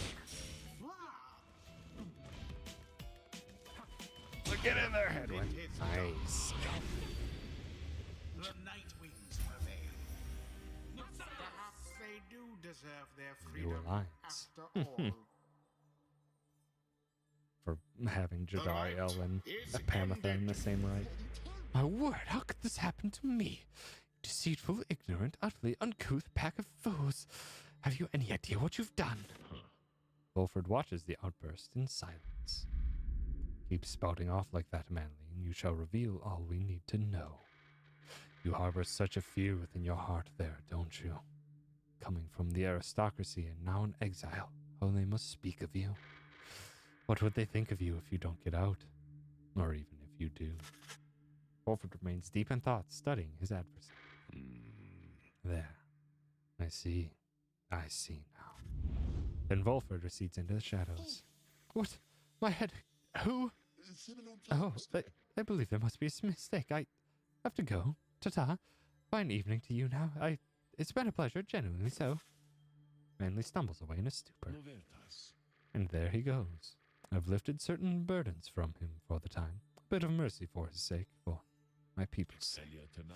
As well, it should ensure he has no lasting memory of our encounter here, or running into me. Now, let's be off before he catches up with us again. It's more than just mind reading he's doing.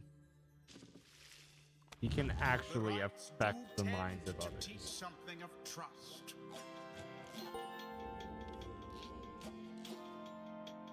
A flash of inspiration for next time. If only wings could speed us on toward All greater in all, understanding. having to unlearn everything I've learned is going somewhat faster than expected. Howdy, Chris. Thanks for stopping by. And an H to you as well. Pemba instantly switches places with her nearest ally. Pemba can use her dash ability in rapid succession. H7. Salutations. Switching places with the nearest ally is probably really powerful, but I just want her to be so stinking fast. And giving her +8 quickness would decimate people. Until the stars align. So how was that for you, Jody darling? I suppose the outcome was acceptable. I'll take that as a compliment. And reader, thank you for your guidance as ever.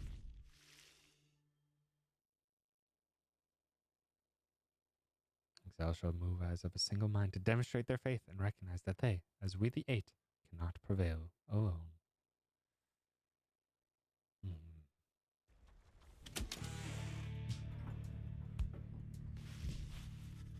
Back of the wagon, after triumphing over the chastity in a solid performance, you're about to join the others, discussing the outcome when Fulford finds you. Good work back there, my girl. Though I'm afraid I must pull you away from any revelry, for there's something you should see. Please join me outside. Look forth. The golden star reveals itself to us once more. Indeed, somewhere deep in the infinite dark, a single star shines brighter than the rest. Path to freedom reveals itself again. Confirm. Which means we have another rite of enlightenment.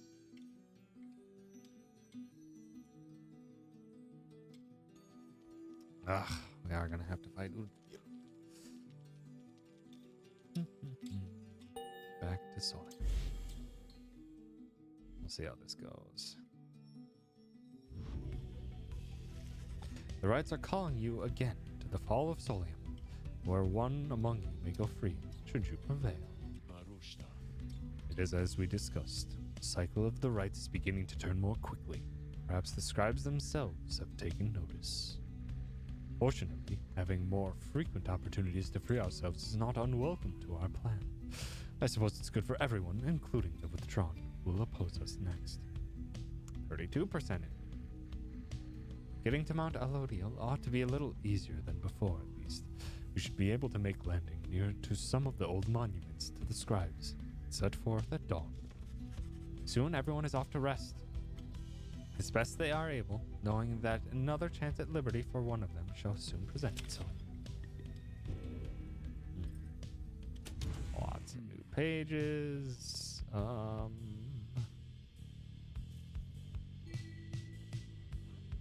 I check that. What was I gonna do?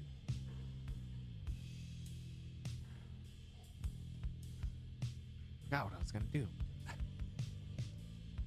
Wait. Keeps then. You can tell something is troubling Hedwin from the moment you approach.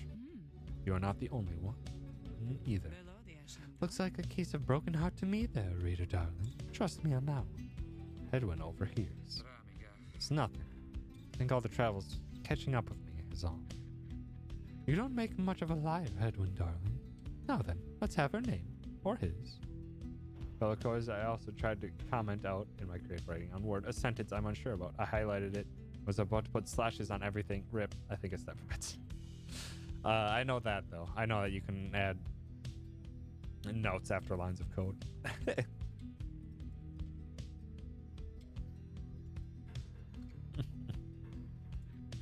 That obvious, is it? That obvious. No, go on.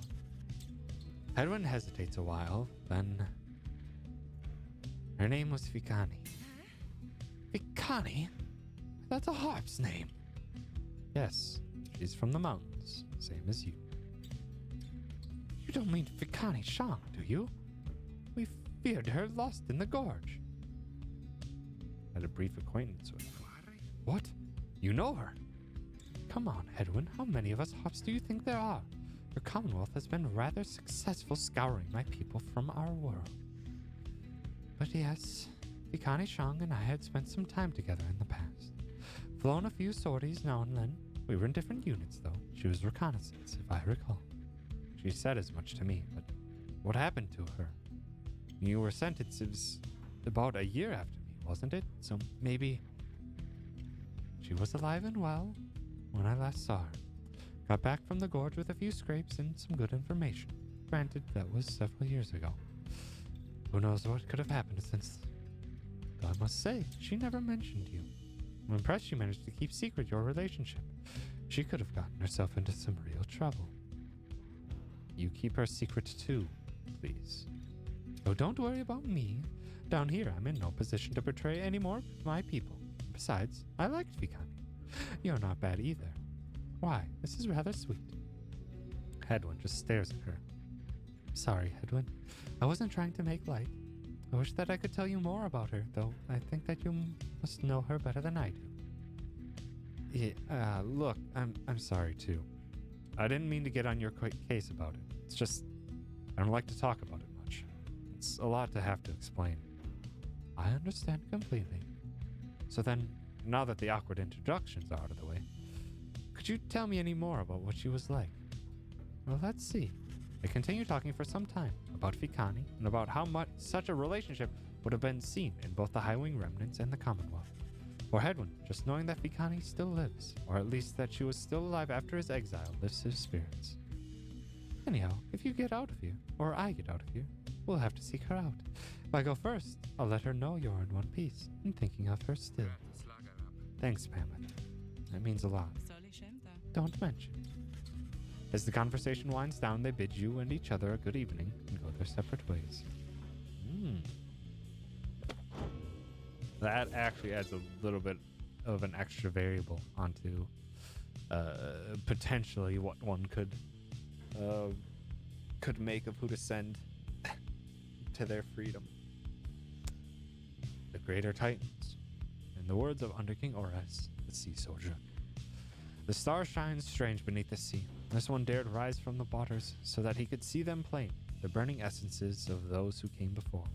Our lives are but a quest to join the stars.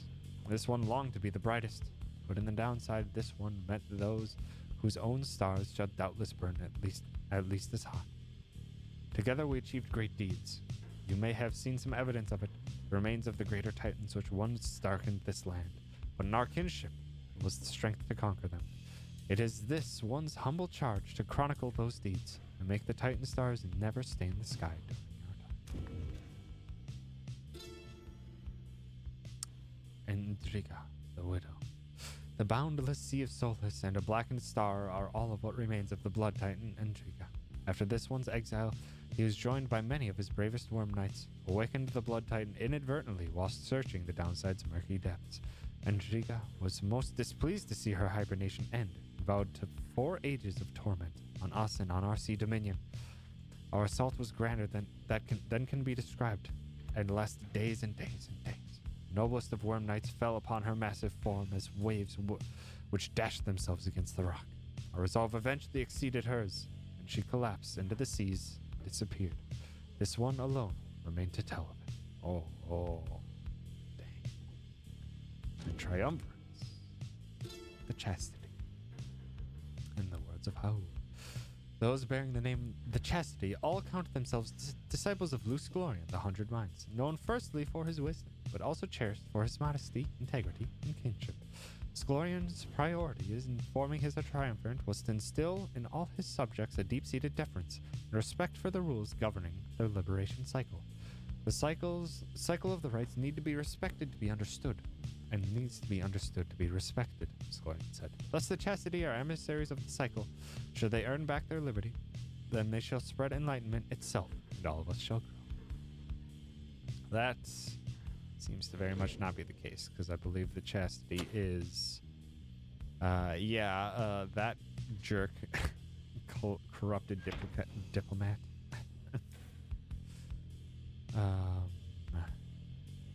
What's up, Sandra? The one when you want to return. Okay. Bye, Sandra. Sorry. That's what I was gonna do. I was actually gonna check trophy. what I just want to see is upgraded talisman to 20. Okay, well, I know that now. 3 feats of glory. I don't know what that is. We're on the right with 3 or more Titan stars active. Okay, that is one with 6 or more active, with all 12 Titan stars active. Oh. Yeesh. Yeesh. That I may have to just like start up a second playthrough at some point, or just like copy this save file. Actually, if I can, I'm actually gonna see if I can copy that now, just so I can. Actually, no, I'll try to remember to copy it over once I have all of them. That way I can.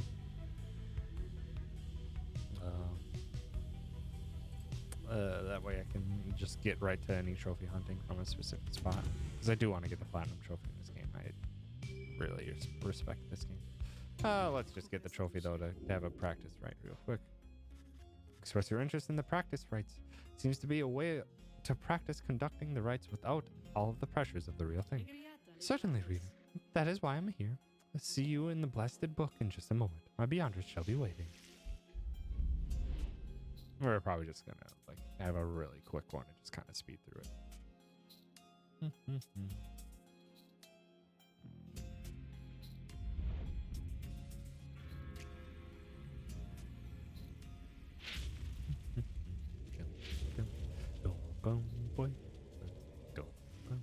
Sandra appears and looks upon your fellow exiles.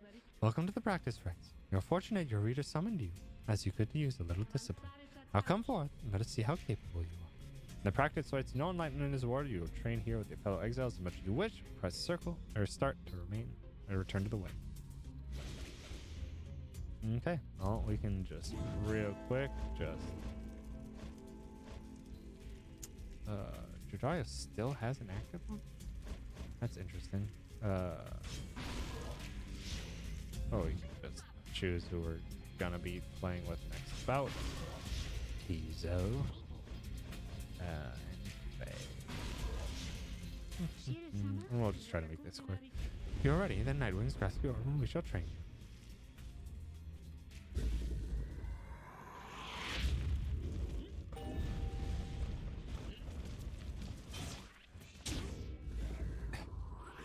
Just go straight forward.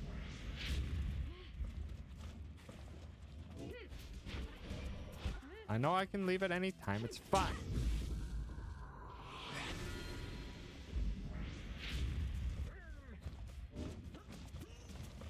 Okay, well, apparently that writing has the corner. Also, the practice rites are pretty easy.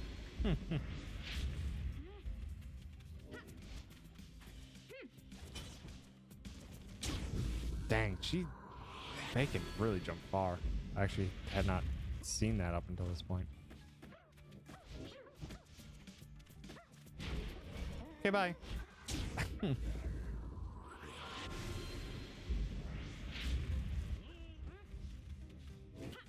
want to see if I can dunk from like way back here. Sure can. Dang, Faye. Impressive. Okay. Mystic Train. Got the trophy.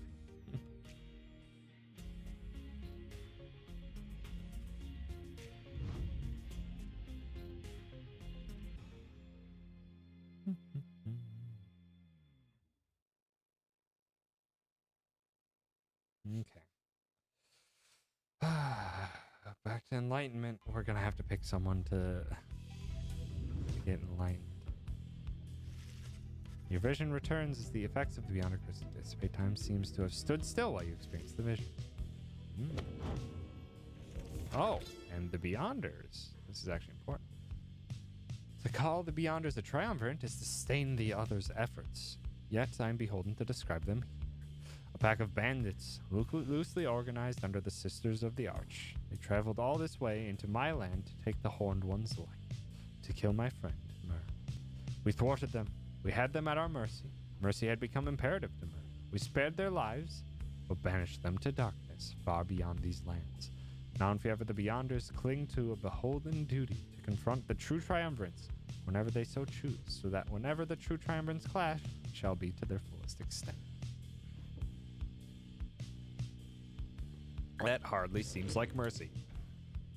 To banish for eternity in an endless void and having to help.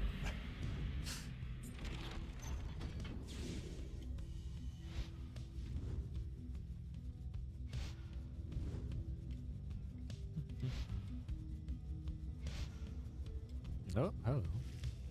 The inverted fall of Solium roars into the sky. Somewhere beyond it lies the Commonwealth, beyond your vision, beyond your grasp. Alas, that we simply can't fly on back up to our homeland.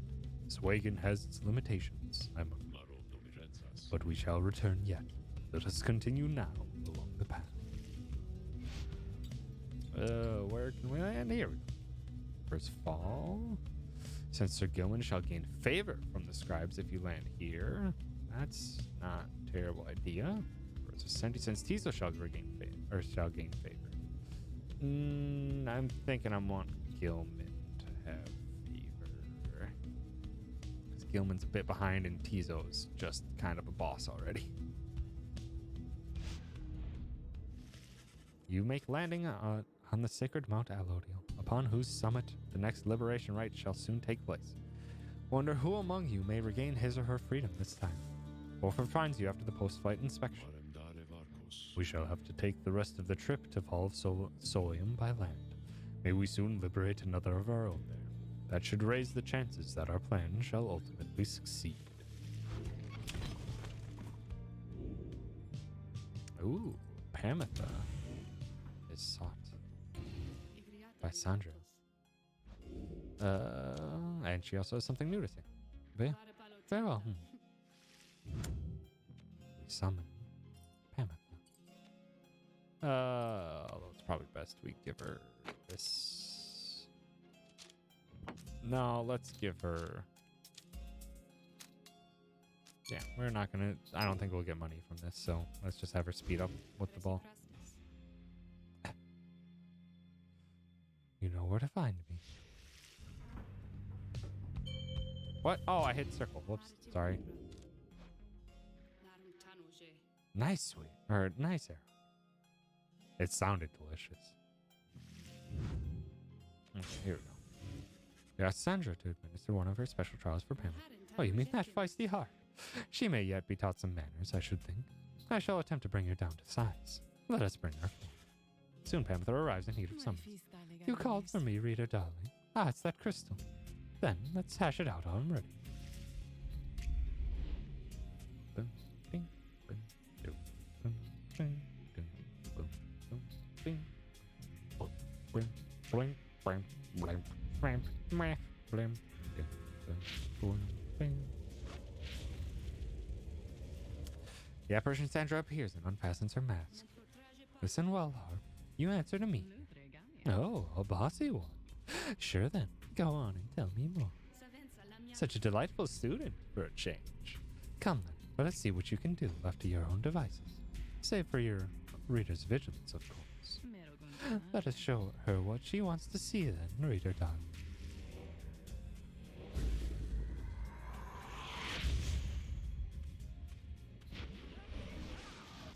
Oh, what? That was rude. No. Oh, there's too many. They're passing too well.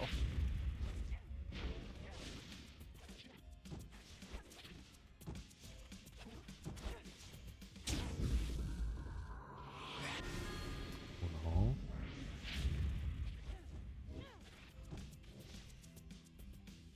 Oh, gosh dang it.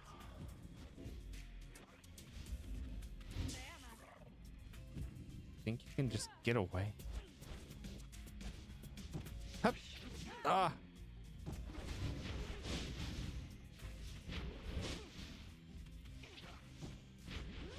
No, I thought I could charge it up just a second longer, you jerks.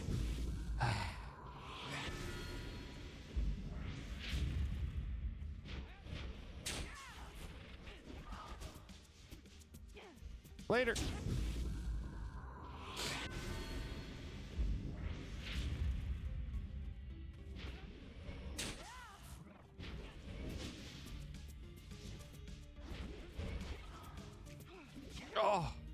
Really?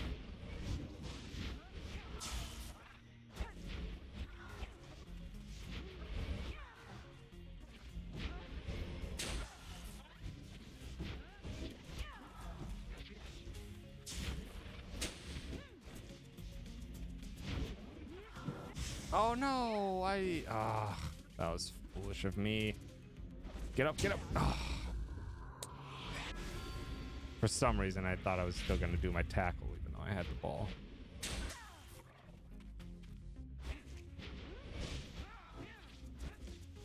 Foolish. Foolish of you. Dodge away. Ito Splendido. There now. Is everybody happy? How happy as can be, my doubtless pretty heart. So good of you to ask. On top of that, your performance was sufficient. You passed my test. You have my congratulations, both to you and to your lovely reader. I'll be gone from here before I have any second thoughts.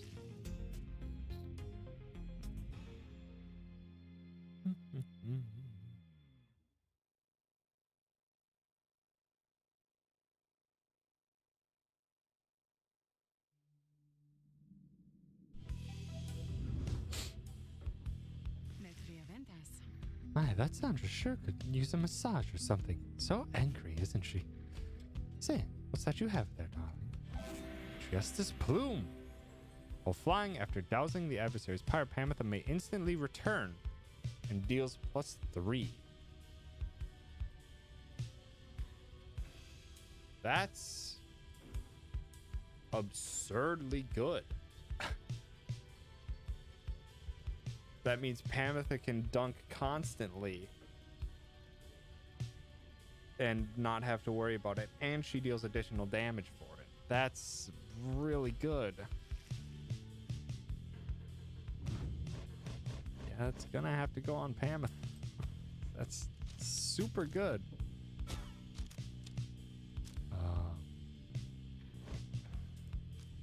Who's gonna be getting the dunking then?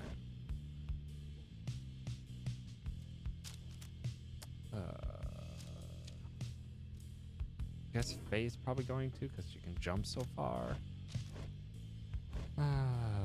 Banished an adversary spawns Moondrop. Moondrop is not specific to anyone, though. So I would actually rather have... Ooh. 8 quickness, 2.4 to 3.7. Okay, well, that's significant increase for Drenario. That is a significant increase. Alrighty, take care, Sweep. Thanks so much for stopping by. Have a good rest. And what was this? Power casts his aura with greater ease and gains infinite stamina on hit for 2 seconds.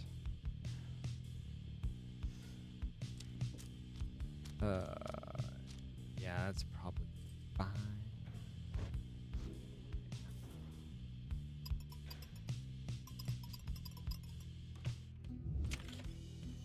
Okay. So join Sir Gilman on a pilgrimage to Golgotha. Later that day, you accompany Sir Gilman into the sheer cliffs of Emperor's Fall, where a monument to Golgothian awaits you. Perhaps due to the nature of this place, you begin to sense Sir Gilman's inner thoughts, as clear as if he were speaking aloud. This night's glory days gone by, he often wonders. Perhaps you know the answer to that. Please, do not spoil it for him. Soon, you and he are finished paying your respects. You return to the wagon in silence, feeling as though Golgothian has shown you favor. At dawn, you shall begin your ascent, for now the solitude here is fit for pursuing your vocations. I'll still hope for the next rite, accept the blessing, and we do have vocation time. Excellent. So we can get another bump up. Sir Gilman is fuming in anger over something. So much so that you are hesitant to approach him, but you approach him anyway. Exile is too light a sentence for this night. He noticed you stand and seizes up. He begins acting rather nonchalant, as though his outburst did not just transpire. Oh, greetings to you, noble Master Reader. What brings you to this night this afternoon? Sir Gilman is attempting to make small talk. Ask him if everything is right. Such a venting of emotion is uncommon, even for the likes of this particular one, right? Tell him to calm down. Sir Gilman is making enough of a racket to be cause of some fair amount of concern. I will ask him if everything is all right. You maintain a gentle tone with him and ask whether there is something he might wish to discuss. Sir Gilman perhaps could benefit from talking through his woes. He stands there for a time, silent and dejected, but then, Master Rita, this knight cannot escape the horrors of his past. It seems that you would hear them. Then you have this knight's apologies ahead of time for burdening you further with his troubles. Having said that, here, then are the troubles you requested. You are, of course, familiar with the siege of the Spiral Sanctum. For this night, the memory of it is like a wound which will not close. This knight stood there on the front lines whilst the high-wing remnants descended upon us. So furious was their assault that our chain of command was ruptured instantly. We of the Sea Dominion, we require our orders to perform our duty. Without such orders, why, we surely made a very easy target there that eve. One by one, then two by two, they plucked us off, becoming bolder, some of them shrieking with laughter all the while. This night, he saw his comrades cast aside like sea flies. How this knight survived, he does not know for certain, even now. Perhaps it was that he attempted to pursue and to detain his own knight commander, whom you met when you first met this knight. Attempted to pursue and detain him. That cursed Sir Deluge. If not for his craven cowardice, the Spiral Sanctum it might have held at least a while longer.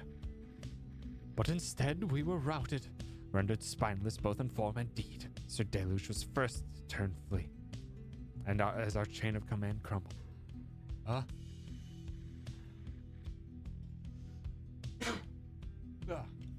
Curses. Heck, you sneeze. As for this knight, he failed to catch his knight commander. Must have looked a coward too. Thus came the time for penance, and this night, I insisted on the only course of action reasonable. He insisted on the sentence to the downside. And as you can plainly see, his wish was then fulfilled. How absurd that he should re-encounter his old knight commander here soon after. Thus did this knight become obliged once more to Sir Deluge. We took to the waters of the Sea of Solus, where soon we met the Pyre Hearts, a triumvirate exclusive to our kind. It was plain to see that they lacked wherewithal, and Sir Deluge they thought he could provide it, the leadership they sought, and his was too much of a coward to decline. As for this knight, being of the Sea Dominion, he had little choice but to comply. Also at first he thought. When he encountered you and the Nightwings, something awakened within him. With so little honor left to lose, and so much left to gain, it became eminently clear that this knight stood a better chance within your ranks than those of Sir Deluge. And there's little left to say. This knight cannot escape his past, and yet he chooses to believe that he was spared that day, not merely by coincidence. But perhaps under King Oris yet has plans in store, in which this knight may play a part. This night he clings, however vainly, to that hope. He slithers away, his head bowed low. It seems best to leave him be for now. You sense he feels relieved at having shared all this.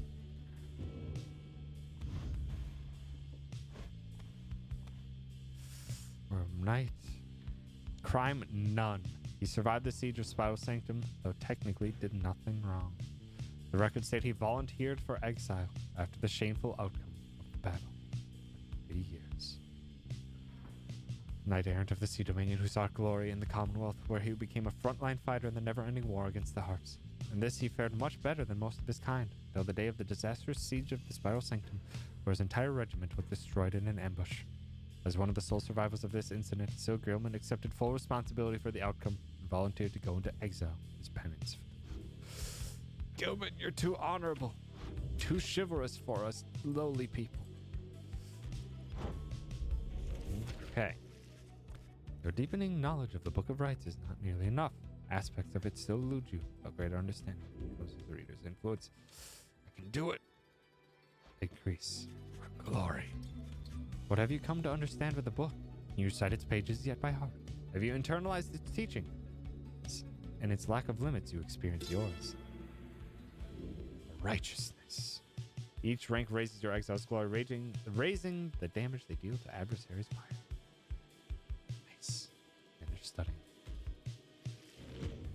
1 to glory across the board. Which is just 1 damage, but that can make a difference over the long haul. Especially as they're beginning to pull out some certain stops with their badges and such. Second of 2 paths. Since Trajaro shall gain favor from the scribes along this route, or since Pamitha shall gain favor from the scribes along this route. I think we've learned quite a bit about Pamitha, so let's go with Trajaro. Also, I have no idea who I'm going to send back. I have no idea who I'm going to send back for this fight. On the way to the summit, you pass a monument to under King Horus, and Jordario happens to take notice. Wish for good fortune in the coming rite, and in your plan. As for Jordario, you scribes, I do not believe that you can hear me. Perhaps all this is but a joke to you. If so, then do not tamper with the feelings of my comrades. I shall not forgive you if you do. She says little after paying her respects. Yes, K-Mac, you should probably get your hacking button to bed. Start getting ready for a snooze. However, as you prepare to continue your ascent, you sense that Under King Horus has shown you favor. Jordario gain +3 glory for the next right. Oh, but I'm not going to use Jordario. Dang it. Jordario was used last time. You and your companions gather once more at the Scribe's Gate, where a single narrow trail leads upwards toward the summit. Past an archway carved in stone. I know you don't want a king back, but you need sleep. You need to have good sleeps. Come this way, please. The minstrel leads you toward the archway, where his counterpart awaits. The exiles of the Nightwings have returned. They have. Greetings, Celeste. She all but ignores him and motions to the rest of you. Now then, each of you in turn, please state your name and what it is that you seek whilst crossing the Scribe's Gate. Please do just as she says. Everyone steps forth one after another, much like before. Pamitha passes through the gate. Pisa passes through. Hedwin. Jordario. Sir Gilman! Faye. Wolford. No one is left to go but you. You step forward and declare yourself as you did before. Guardian of the Scribes regards you with a stoic expression, and she addresses all of you in her formal manner. The 8 scribes bid the Nightwings welcome. Go forth with glory. The little minstrel glances up at the gate guardian. You have our great gratitude, Celeste. But she pays him no heed. Celeste always giving us the cold shoulder.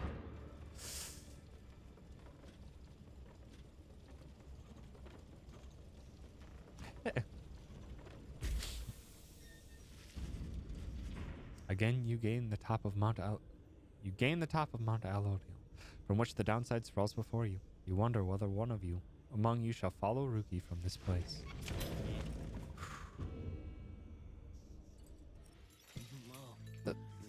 Hey guys, you know it's really awful cold up here. Sometimes waiting for customers. So come on in, okay? Good luck with the big battle thing you got. That's where you're going, isn't it? I heard it's gonna be exciting from my friends.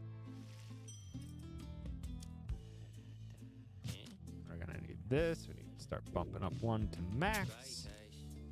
Inferno Bloom. After Bear banishes an adversary by aura casting or burst maker. No, I don't think I'm fine with that. I'm getting it. Where are we? 15, 13, 11, 8, 12, 10, 12. So probably Cur or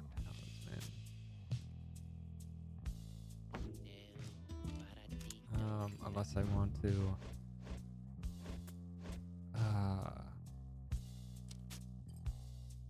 Okay, that doesn't help any. Gosh dang it. I always do that.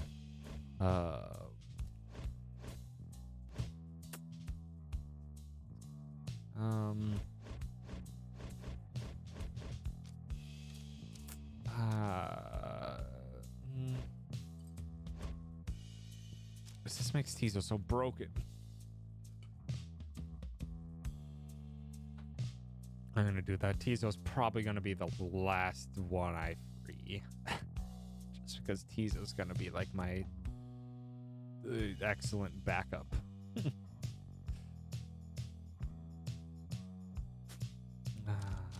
No. Tizo's already broken enough as it is. I want the trophy.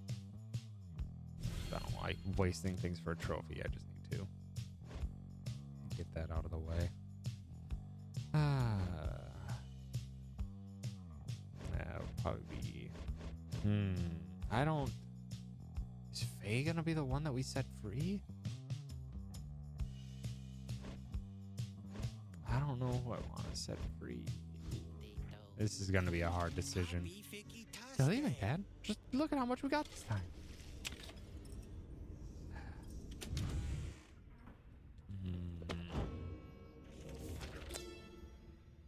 Fall of Solium. From the top of Mount Elodiel, the downside may be seen in its entirety, or at least felt, since so much of the land is shrouded. But that is hardly all. Through a wondrous miracle, there lies upon this highest mountain an inverted fall, whose waters crash not toward the sea, but rush toward the heavens. We speculate these are the very waters which delivered us, but now bend backward, seeking their return, as do we all. In this phenomenon can freedom be achieved, but only for the chosen when the time is right. This is a path to freedom we cannot traverse, but shall leave open for you, so that you may strive for it. And I really don't know who's going to get liberated. Time has come for your second liberation rite. You observe the lone minstrel and Volfred speaking in hushed tones, but cannot sense the topic or the tone. And Volfred looks up at you. I trust that you are feeling as prepared as possible, my girl. Each rite is consequential to our journey in its own respect, though these liberation rites have a more immediate effect. It's somewhat crass, however. I have gone and estimated by how much each of our companions may contribute to the outcome of our plan, should they be liberated here. Factors such as their previous occupation, innate tendency to lead, and oratory skill contributed to my assessment. It's nothing personal, for we are all in this together. Besides, we all ought to return in time, if possible.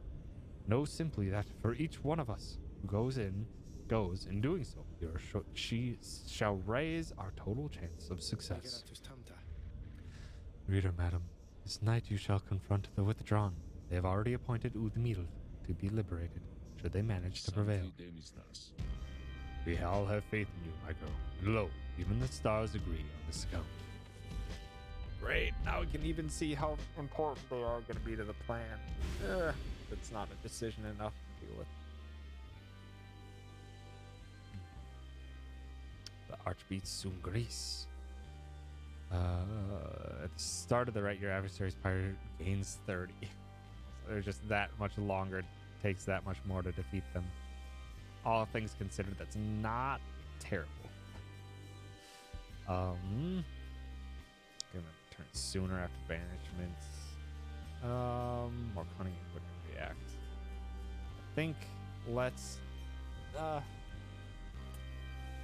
drop this. Let's do this, and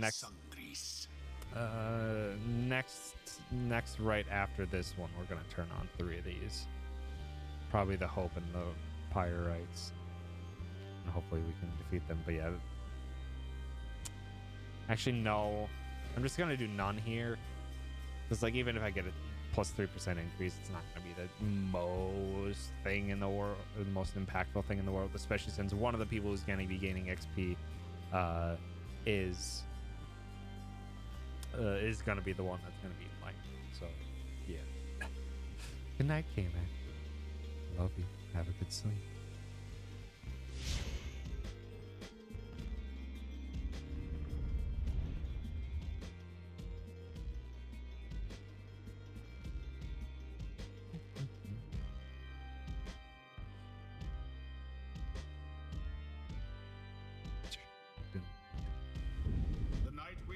Returned unto the fall of Solium, at which the scribes first formed their sacred union.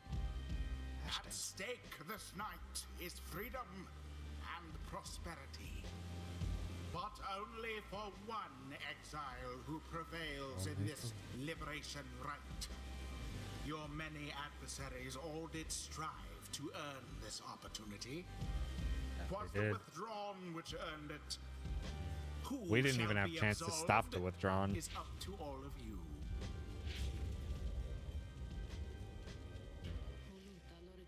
The pyres burn, and each of the triumvirates is present and prepared. I confirm.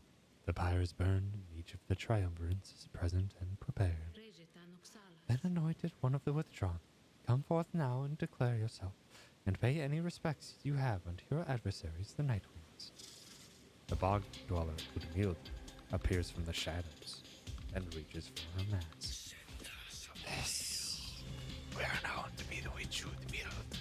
Our adversaries, they are nothing to us, or the one we serve. Yao shall be devoured in the coming age, an age of strife. Brought down by the fell wings and many seeing eyes of Islash, the astral born. Speak blasphemy upon this sacred site, Umil. If you value your liberty, then I suggest you cease your mocking of the scribes. The scribes, they failed to stop Beastlash, and he shall rise again.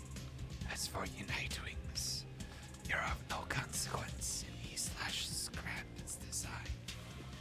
She dons her mask once more. Soon, we shall return unto the land which Beastlash shall usurp, where we shall offer him our blood, and that of many, many others.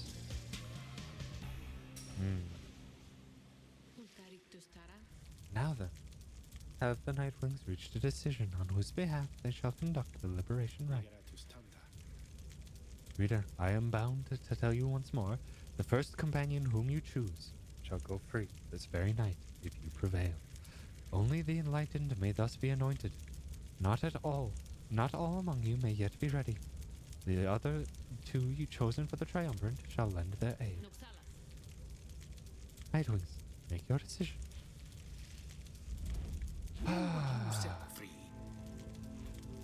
Who will we set free? Boy. I don't know.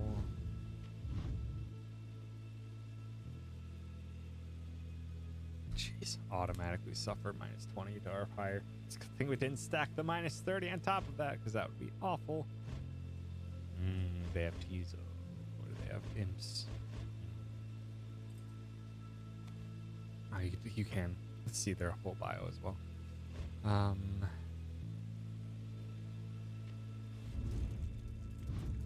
Who the heck do I set free?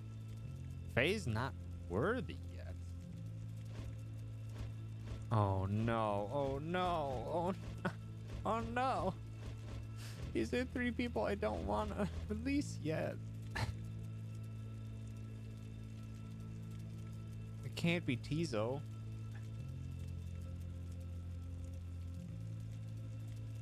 Tizo's too much of my ringer. Oh no, oh no.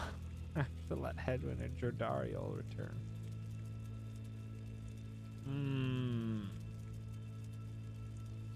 This stinks.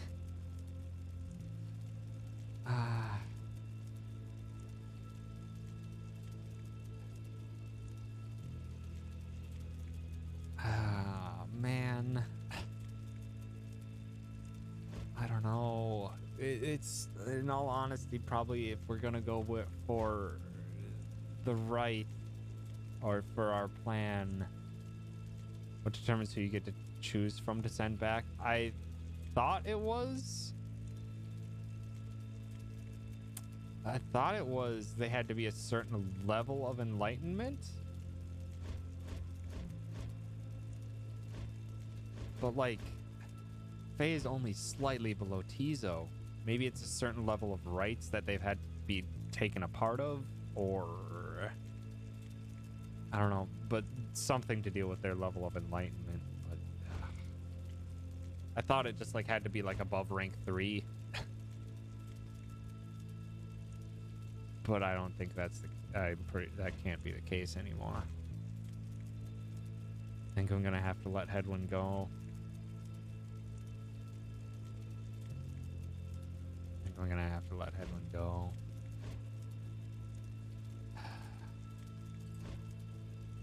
As much as Jordario could be of use, or could be of use back there, Headwind's calm mind would probably be best for the plan.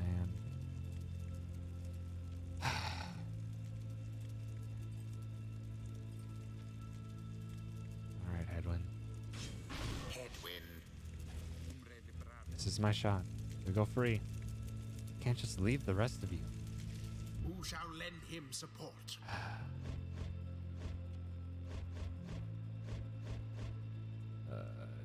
Gilman and probably Tizo, because I need some powerhouses. Actually, I need presence. Honestly, more than anything, which is what Dario has in spades. So we're gonna have to deal with those Tizos, or those imps, which I think. I think I'm just gonna have to. No, we're not gonna roll with Tizo. We're gonna go with Gilman because Gilman can outmaneuver, and we're gonna go with Faye because Faye should be able to get on in there. This is gonna be a weird comp. Gilman. By this knight's honor, he shall fight with all his might.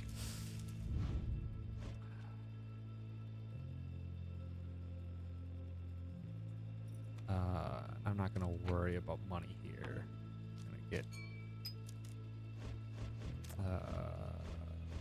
And oh no, I locked in. I changed. Dang it, I locked in their equipment already. I could have had Headwind move faster. It's fine. This is fine. Faye. Oh, I can help. I think I can help. The choice is cast. Soon, Slash. Very soon, we shall release thee. We shall release thee. And as for ye Nightwings, we have much in store for ye.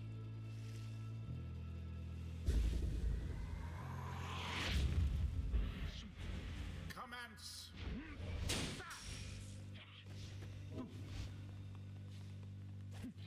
Oh, dang it.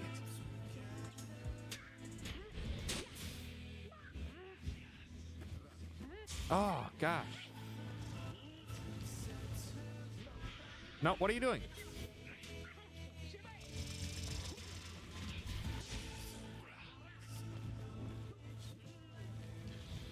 Get in there. Oh, gosh, dang it.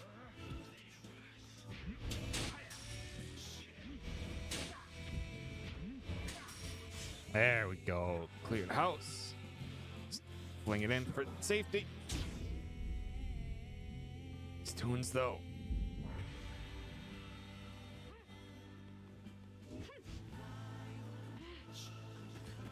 Ah, gosh dang, these imps.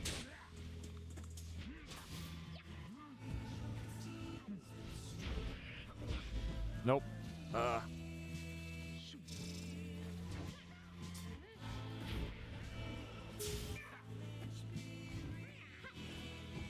Get in there, Faye. 26, that Faye can do now.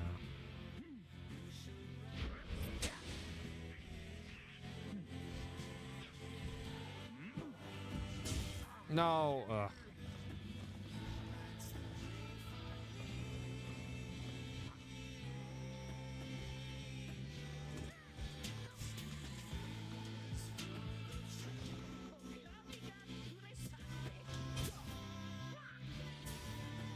Oh no. Dang it. Ah, crap.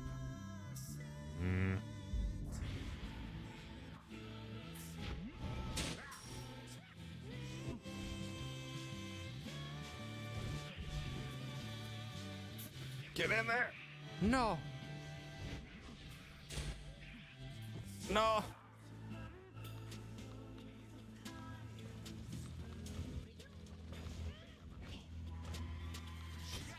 No, really?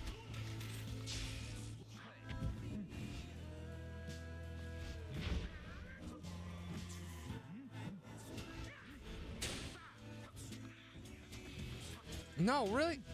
No, what? Ugh. I messed up my commands because I had the orb. He's that we invoke thee, for we seek the ancient strength, befoul our enemies within thy blood. Damnation of the light wings, damnation to the scribes. Invocation of Isla. Your adversary, witch with wield curse, shall summon forth dark pools of banishing ichor, wheresoever any exile is banished here this night. Oh, God, no.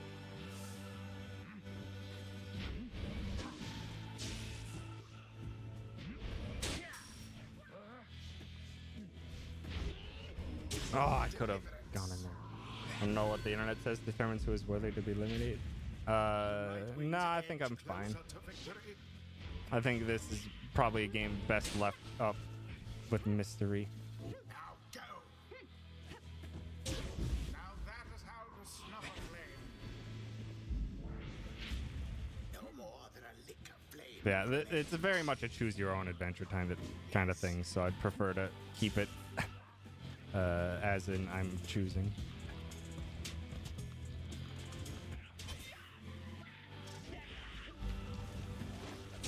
Get in there, Gilman. Get dunked. The Night Wings proved their Damn it, worth. I didn't want to say goodbye to An Headwind. outcome which left little room for doubt.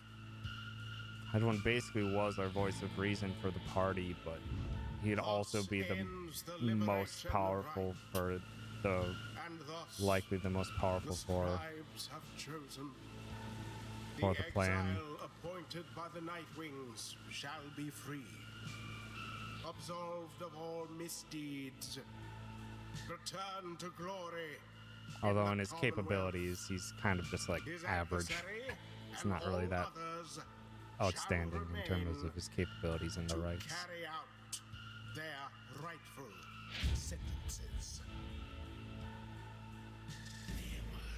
Know that this affront against these has been recorded. His vengeance shall darken the skies.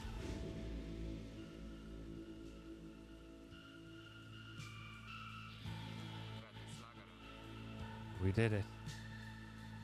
Then, guess that means I have to go. Broke my vow to her, that we would all go free together. Reader, my friend, why would you do this? Will you ever forgive me? I selected you, Hedwig. We can't go free together. Not as of yet. We will still find a way if we can. But it's only one at a time for now. Ikani, wait for me. Wait for me. You remain silent for a moment longer, then. Listen to me, all of you. I will not forget this. If there's anything at all I can do back on the other side to help the rest of you, then I'm going to find it, and I'm going to do it. And at the very least, I will do everything I can to make sure that by the time more of you come join me back at home, that it will be a better place for all of us. Look, I don't have long now, so just thank you, all of you. I won't forget this. Then he plunges out of sight into the shimmer pool. His voice is audible, but growing faint. It's happening. Goodbye, my friends. Reader, everyone. Goodbye. Until we see each other. Hedwin earned back his freedom. May he return in glory. Godspeed, Hedwin. The 8 scribes are ever merciful. By their grace, the cycle of the rites may soon commence again.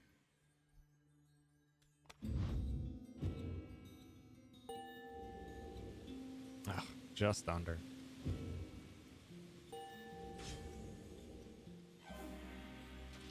There we go, Gil. So grateful is this knight for such a glorious occasion that he is giving strong consideration to performing here and now the forbidden dance of the Sea Dominion.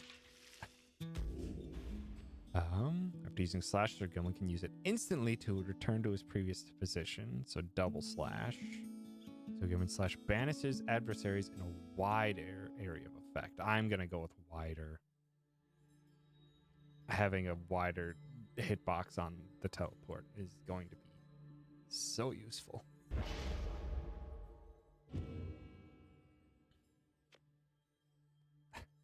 The 8 scribes gave their I think I'll freedom authentically miss so Hedwyn. that we may yet have ours.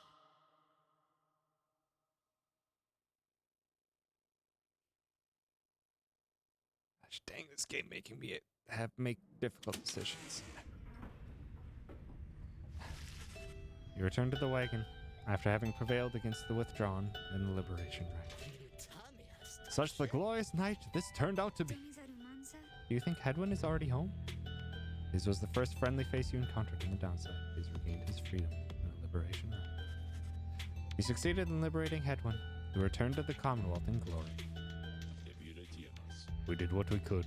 With each liberation rite, we strike to advance our plan. A brighter future awaits at the end of our path. For now, we must persevere. 39% chance. Speaking of which, Reed, I take it you have seen the stars, or I should say, the lack thereof. You have, or did. Once more the sky is all abyssal darkness, following the liberation rite. No stars illuminate themselves to guide you further on your path. Then, let us go once more to Moonlight Alcove.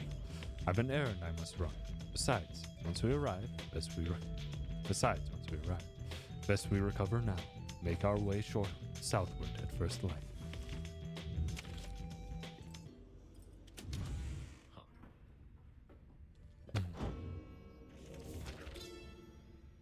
Withdrawn. Withdrawn did spawn forth from the wild witch Melith, in whose vigilant pursuit of the unknown and the unknowable I always felt a certain kinship. Whether the Withdrawn were Melith's kin by blood or merely worshippers, we trusted one another not to ask or care. What mattered was that Melith chose the most audacious minds who stopped at nothing short of the impossible. Though ever distant, the Withdrawn revealed to such truths about the land which long lay hidden, even to one such as I. Their knowledge ever waking to newfound depths of consciousness, they lead us all to better know ourselves.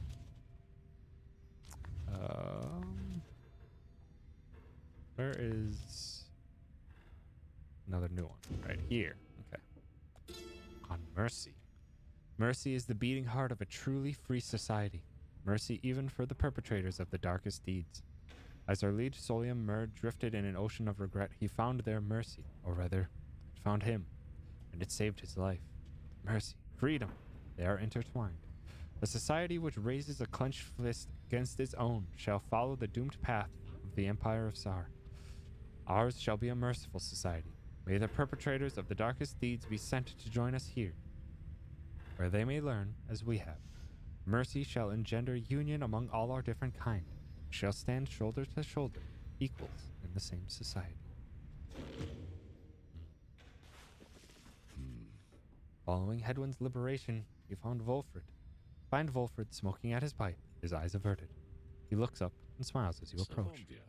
Hello, my girl. Excellent work back there. Thank you for your perseverance.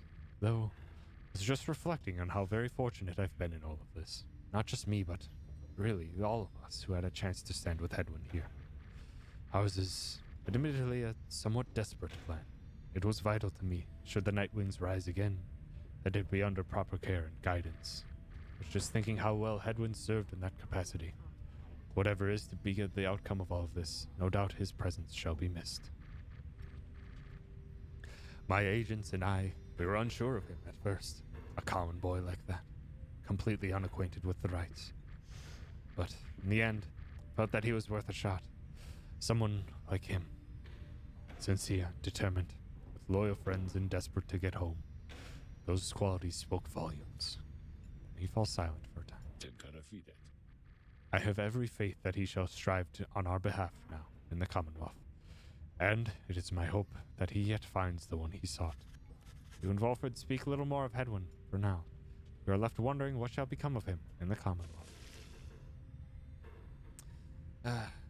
There was potential, like, if I can, I maybe want to get Pamitha to actually be sent back next.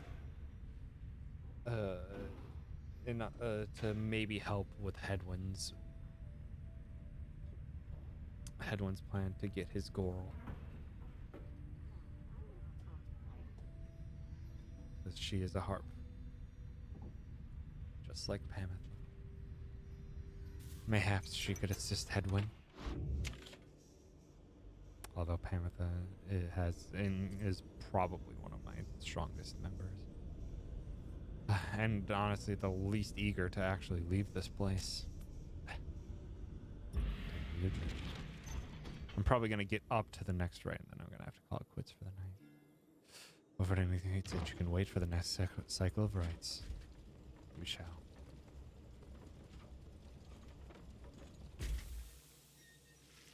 Once again, find yourself amid the hidden splendors of Moonlight Alcove. Here you can await the time until the stars deign to shine for you again. Sir Gilman. Oh, I forgot to talk to Sandra again. Dang it! I always forget after the rite, or after the scribe trial. What's up, Sandra? Leave me alone, reader. I am in no mood to talk to you at this time. She's concerned about something, but you cannot sense what, and she refuses to say. So little need to keep on blathering about to you, as once I did. I should not have let you in. Begone. My services are yours, but this place is my own.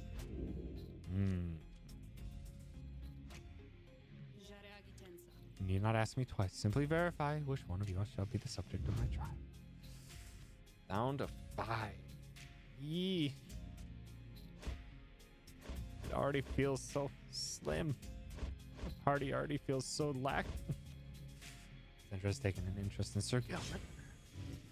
I asked Sandra to administer one of the special charges. Gilman, you think that dimwit of a worm has any chance? Perhaps you are correct. Though I put little stock in him myself. Though let us bring him forward. Soon Sir Gilman appears in heat of the summons. Master Reader, is this knight perchance in trouble for something? Gilman is such a good. Quick and effective in close quarters in the rites. Their aura trails can wall off their adversaries. That also is very nice.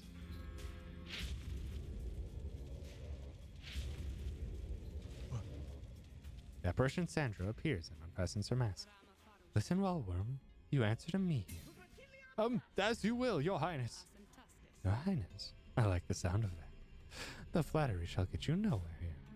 Demonstrate your competence to me then, worm. You shall have to do it mostly on your own, though under the guidance of your lovely reader. I trust you are prepared. Of course, your highness. This knight accepts this challenge. Ooh, that's an eclectic mix of team. Okay, well. And immediately get down. This'll be interesting. Later. Can't go take direct paths like that, you fools.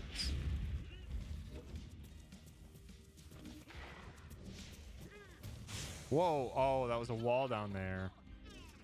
I didn't notice that was a wall down there.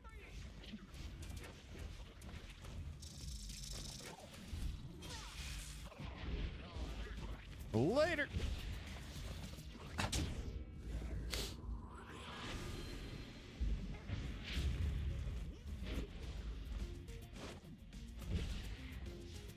Oh, jumped over the wall with that, really? Ay, ay.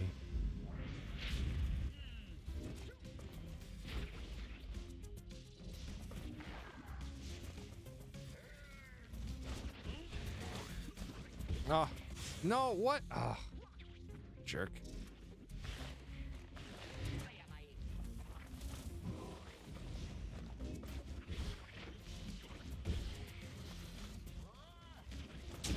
Sneaking on in there. Ah, two left. Get in there. Try to be offensive with a jump, you fool. Sir Gilman stands down for no one. It's a trial. It's a special trial to get a special talisman that's unique to a single character. Huzzah! This knight prevails. I have no choice but to concur with that assessment, Worm. Your performance was sufficient, and you passed my test. Thus congratulations are in order, to you and to your lovely reader. Now farewell.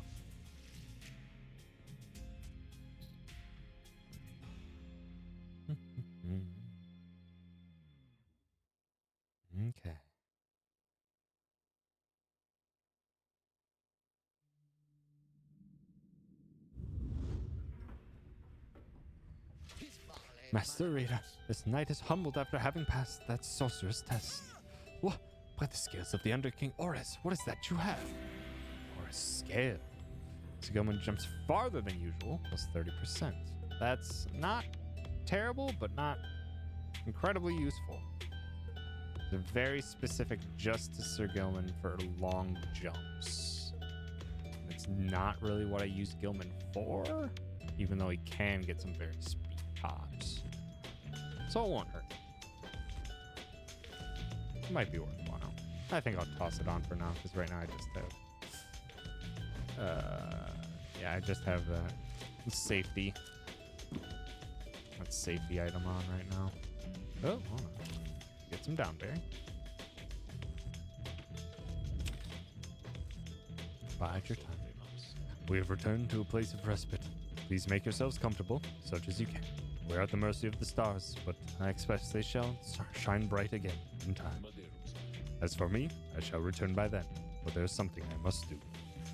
There, from atop the sacred mountain, you gaze down into the abyss that is the downside. You wonder when the stars shall align themselves once more. Art is gorgeous in this game. The Supergiant has an incredible art team.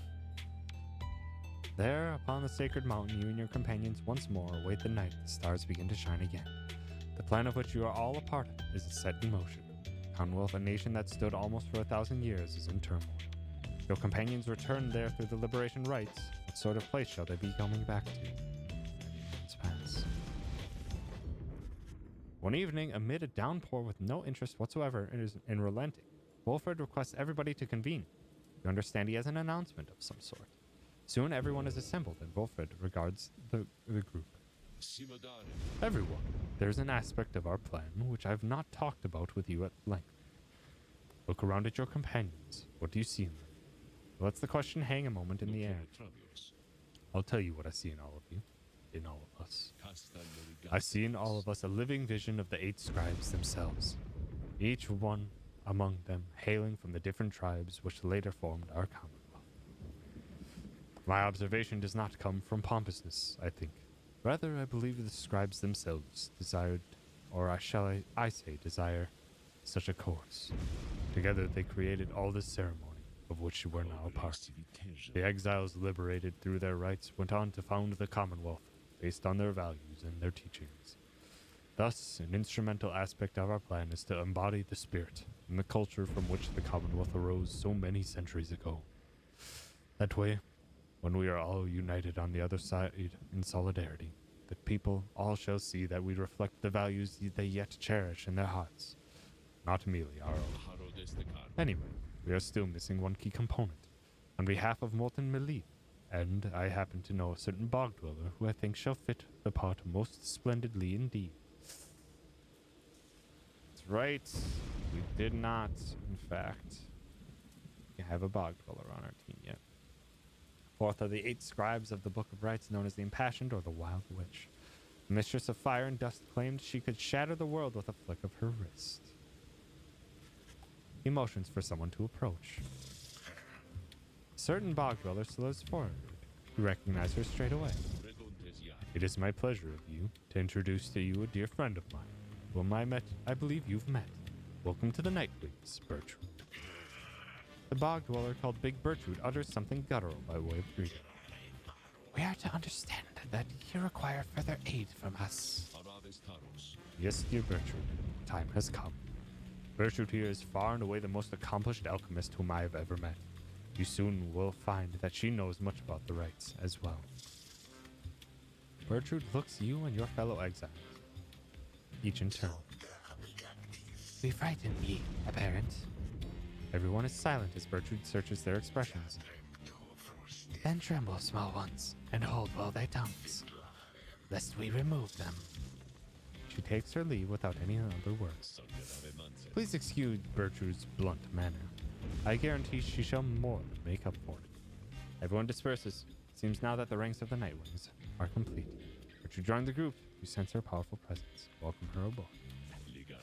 Now then, my girl.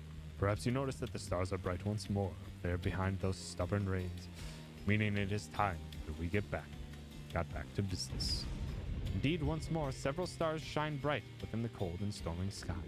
Stars themselves await the will of the night winds, choose a path towards salvation. Yomio, Mili, or Lu. Whomst is currently sitting to fight us. It would probably be nice to take the dissidents down a peg. Dissidents, essence, and accusers.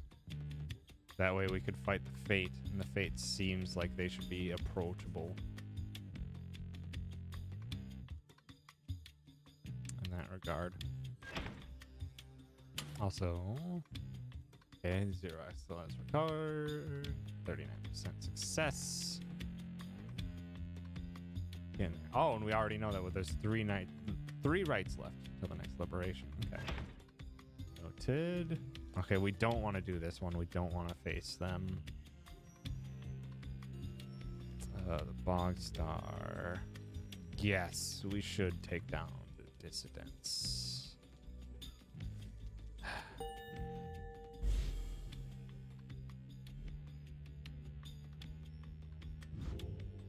No, we won't get a whole lot without. We won't get a whole lot of the story, I don't think, because we don't have Ruby on our. You are to face the dissidents again, led by the cur Barker Ashpaws. I believe you first confronted them soon after my awakening. Understand they caused much trouble in the past. And it shares with you what his has heard about your next opponent. Barker Ashpaws, a volatile cur whose pack, the dissidents, conduct the rites more so for thrill and freedom. Back on the other side, Barker never quite took to the culture of the Commonwealth, and often ran afoul of the law for various acts of boorishness and vandalism. He always promised to go straight, and in time he found a certain niche. For he was an accomplished hunter, and the people of the Commonwealth did have an appetite. Barker relished the hunt more than anything, and spent his earnings on a variety of questionable things. One particularly raucous evening, Barker was caught relieving himself on the foot of the statue of Archjustice Adrobelus IV. And that was the end of his citizenship. Grand Judge, who in 1617 AS issued a decree prohibiting literacy in answer to growing unrest. Those who violate the law of the Commonwealth face sentencing by the appointed Archjustice. So that's the jerk to blame for all this. On the downside, he caught the notice of the dissidents, who observed his speed, ferocity, and fearlessness.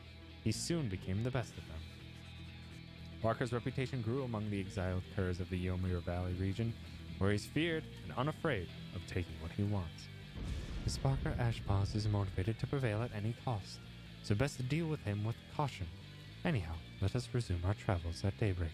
Rest well until then, reader. We wish the lone minstrel a restful evening in turn.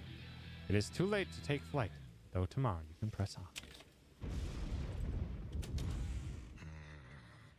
on. Hi, Bertrude. Bertrude's decks, unusual extra cards depicting the greatest titans, probably for curses and enchantments. Good. Good. Glad to have you, Bertrude. Rites of Flame. With these blackened nails do I hereby inscribe the Rites of Flame. The bylaws shall be written here in full. We the 8 decree the rites a test of one's true worth in body, mind, and spirit. Now, until the stars abandon us, this shall be binding law. Within the downside, those deemed worthy in the rites are to regain their freedom from the downside, return from whence they came. Exiles shall conduct the rites as one of the 9 triumvirates and look toward the stars for guidance on their path. Exiles shall bear this book as steps. Med late, and this med requires food, protein to work properly. Walk into your room with a slice of ham in hand. Run to my brother and ask him, hey, want some pocket ham? It's fresh from pocket. And what was the response to this completely reasonable question? Do I have more? I do. Oh, I guess just another one. We the 8 have seen the turning of the stars from now until the ending of our age. Heed their guidance and ours. The stars take many cyclic turns. The rites commence at their behest upon celestial landmarks where the downside's greater titans fell before the heavens. Bearing this, the book bestowed upon your on your triumvirate, you, the reader, shall perceive under which stars you are to congregate. Follow where they lead, as your adversaries shall. If either of you fails to appear, then neither of you walks the path. Whether you prevail or you fail, from that point the stars shall guide you on. Responds with a Jontron quote, well, it is the heart's objective. Wow.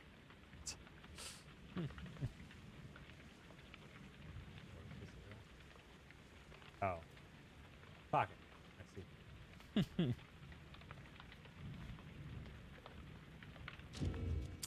Oh, this goes on. Before you try it, the rite shall not commence unless the necessary preparations are complete at a celestial alignment, ere the stars align. Exiles shall conduct the rites bearing this book, of which there are but 40 copies, each bound in astral hide. Exiles shall wear the sacred raiments fashioned in our likeness at the summit of Mount Alodia. Their identities are to be concealed, for they shall represent us all.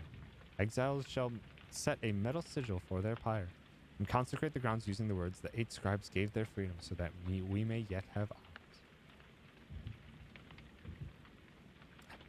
The heavens shall respond when all is said. 3. During the rite, each triumvirate shall act as one unerringly and without question. Disobedient shall suffer banishment or permanent expulsion. Exiles shall move as a single mind to demonstrate their faith and recognize that they, as we the 8, cannot prevail alone. Their worth shall be determined by both their actions and their peers. Triumvirates lacking experience in this may designate a reader whose focus on this book may help the others to coordinate. So they just need a book as basically acceptance into the rite. They do not need a reader. However, only those who shall conduct the rites firsthand shall walk the path toward enlightenment and become eligible to read. Burning Pyre. At the appointed time at the alignment of the star, the heavens shall rain down upon the ground sufficiently prepared, and thus the 2 opposing pyres shall be set ablaze. Thus shall commence the rite. Triumvirates are to protect their pyres as they would their lifeblood. Lifeblood itself is never to be shed before, during, or after any rite, lest the disobeyer suffer permanent expulsion. Exile is injury enough. The rite is an act of mercy. Fear not the purifying flame. Plunge into it headlong and without fear, for you shall be protected by the stars themselves. Seek freedom in the flame. The aura. Exiles bearing the raiments in this book reveal their hidden inner aura and the color of their flame. The aura is the exile's solitary weapon in the rite. Should one's adversary cross one's aura, the adversary shall be banished. Banishment is fleeting nonetheless. Seek the pyre's light, and thus make your return. The exile's presence shapes the aura. The exiles gain greater auras while standing side by side with their triumvirates, for which we gain strength together. Exiles may cast their aura through sheer force or focus on this book. Celestial orb. As the 2 flames are lit, so shall the celestial orb fall from the heavens. But one such orb shall be availed by the stars, requiring triumvirates to vie for. Its cosmic connection to the flames is the raiments, and this book bestows the necessary qualities for its bearer to prevail. Effortlessly, it sails the orb between the 3 and a triumvirate. It seeks the grasp of whosoever acts among the 3. Once grasped, the orb shall draw within it all the bearer's aura, fueled by the triumvirate's own flame, is to be cast into the flame. Path. In each rite we gain enlightenment, whether we prevail or we fail. Indeed, through failure do we tend to learn the most valued lessons, provided we survive. None among us have prevailed without end. Exiles who walk the path toward enlightenment shall at times be struck by an epiphany and achieve mastery in some respect. Choose well amongst these blessings we bestow. Thus you may yet achieve your potential and surpass your adversaries. Whenever you prevail, your triumvirate earns favor. In time, the triumvirate with the most favor shall be summoned to the liberation rite to earn a chance of freedom. Then the cycle shall begin anew. The triumvirate with the most favor shall be summoned to the liberation rite. So it is just your top 3. It is just your top 3 with XP wise that get summoned to the right, the liberation, or that can be accepted by it. Okay. The liberation rite takes place upon the fall of Solium. That's what the internet said too. Under a blooded moon witnessed by the heralds from the stars, there the most favored triumvirate shall confront the one which we appoint. These two triumvirates first shall pass through the scribe's gate, where their worth shall be assessed under the stars. Only the most enlightened exiles within each triumvirate may be anointed for a chance at freedom. Two of their companions shall support them whilst they strive. The anointed champion of the triumvirate which prevails then shall plunge into the shimmer pool and return in glory. Hi, Bertrude. You find Big Bertrude looking about the black wagon in a disapproving way. She fixes her gaze on you. Her expression does not change. Such a clutter added to this wagon, since we looked upon it last. Unsightly. We remember thee from our abode in the flagging hands. Then thou must be the reading one to whom Sandalwood refers. She moves in close, studying you. Recall that the mere touch of a bog crone of the southern bogs can induce paralysis or worse. A distant region of the Commonwealth left well alone despite technically being part of the nation. Cold and forbidding marshlands are home to the bog dwellers of sorrow, colloquially known as the crones. That one such as thee can extract meaning from that tome. 'Twas a feat we wished to witness ourselves. Thy flesh has seen but the smallest fraction of the years which ours withstood, yet we are expected to believe that thou canst understand the Book of Rites. And she backs away, or someone else has joined you. Hail, Bertrude, madam. Is everything to your liking at this time? Or is there something in which you require? We have been unable to locate a supply of rotworm gizzard extract from among thy belongings. Other than that, we shall lodge no complaint at present. It is possible that Volfred has a small supply among his possessions here. If you would care to accompany me, we may yet procure some. That would be agreeable with us. Then, after you, madam.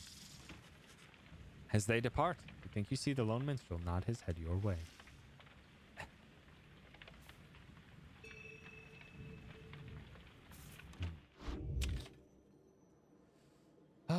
And I think with that, honestly, we're gonna have to call it quits for the night. It's starting to get late, and I'm actually gonna be trying to wake up 30 minutes sooner than normal. Let's see if I can't beat out some of the traffic that I ran in today because I accidentally hit snooze one too many times. So yeah, we'll see how an earlier day of work goes. I hope it goes well. But yeah, thank you so much, everyone, for hanging out. I appreciate it. Yeah, I'll be back tomorrow. We'll be playing more Pyre. We'll at the very least get another liberation rite done and another party member liberated. Find alarm with the puzzle lock. That's what always helps me. I don't know. Sometimes it's just. But yeah, I'll be back tomorrow. We'll be playing more Pyre. We'll keep playing through this until we finish it up, which might take a while considering how much we're actively reading everything. But I am really enjoying this so much. Supergiant just has such a way of things. But yeah, and then there will be no stream for me this weekend. Because I'll be heading back to my hometown for me father's birthday and / retirement party because he's going to retire. Which, I mean, he's probably still going to do work because I don't know what my dad would do with himself without work to do. But it's not going to be as a dedicated thing. But yeah, thank you so much, everyone, for hanging out. Well, I can't stream, or I can't shiny hunt this week, but we can go say hi to Chen, who is currently having a shiny hunt. Probably looking for more shiny yampers, as Chen is one to do. But yeah, thank you so much, everyone, for hanging out. I appreciate it. Have yourselves a wonderful night, and give some love to Chen. All right, goodbye. Goodbye. Goodbye.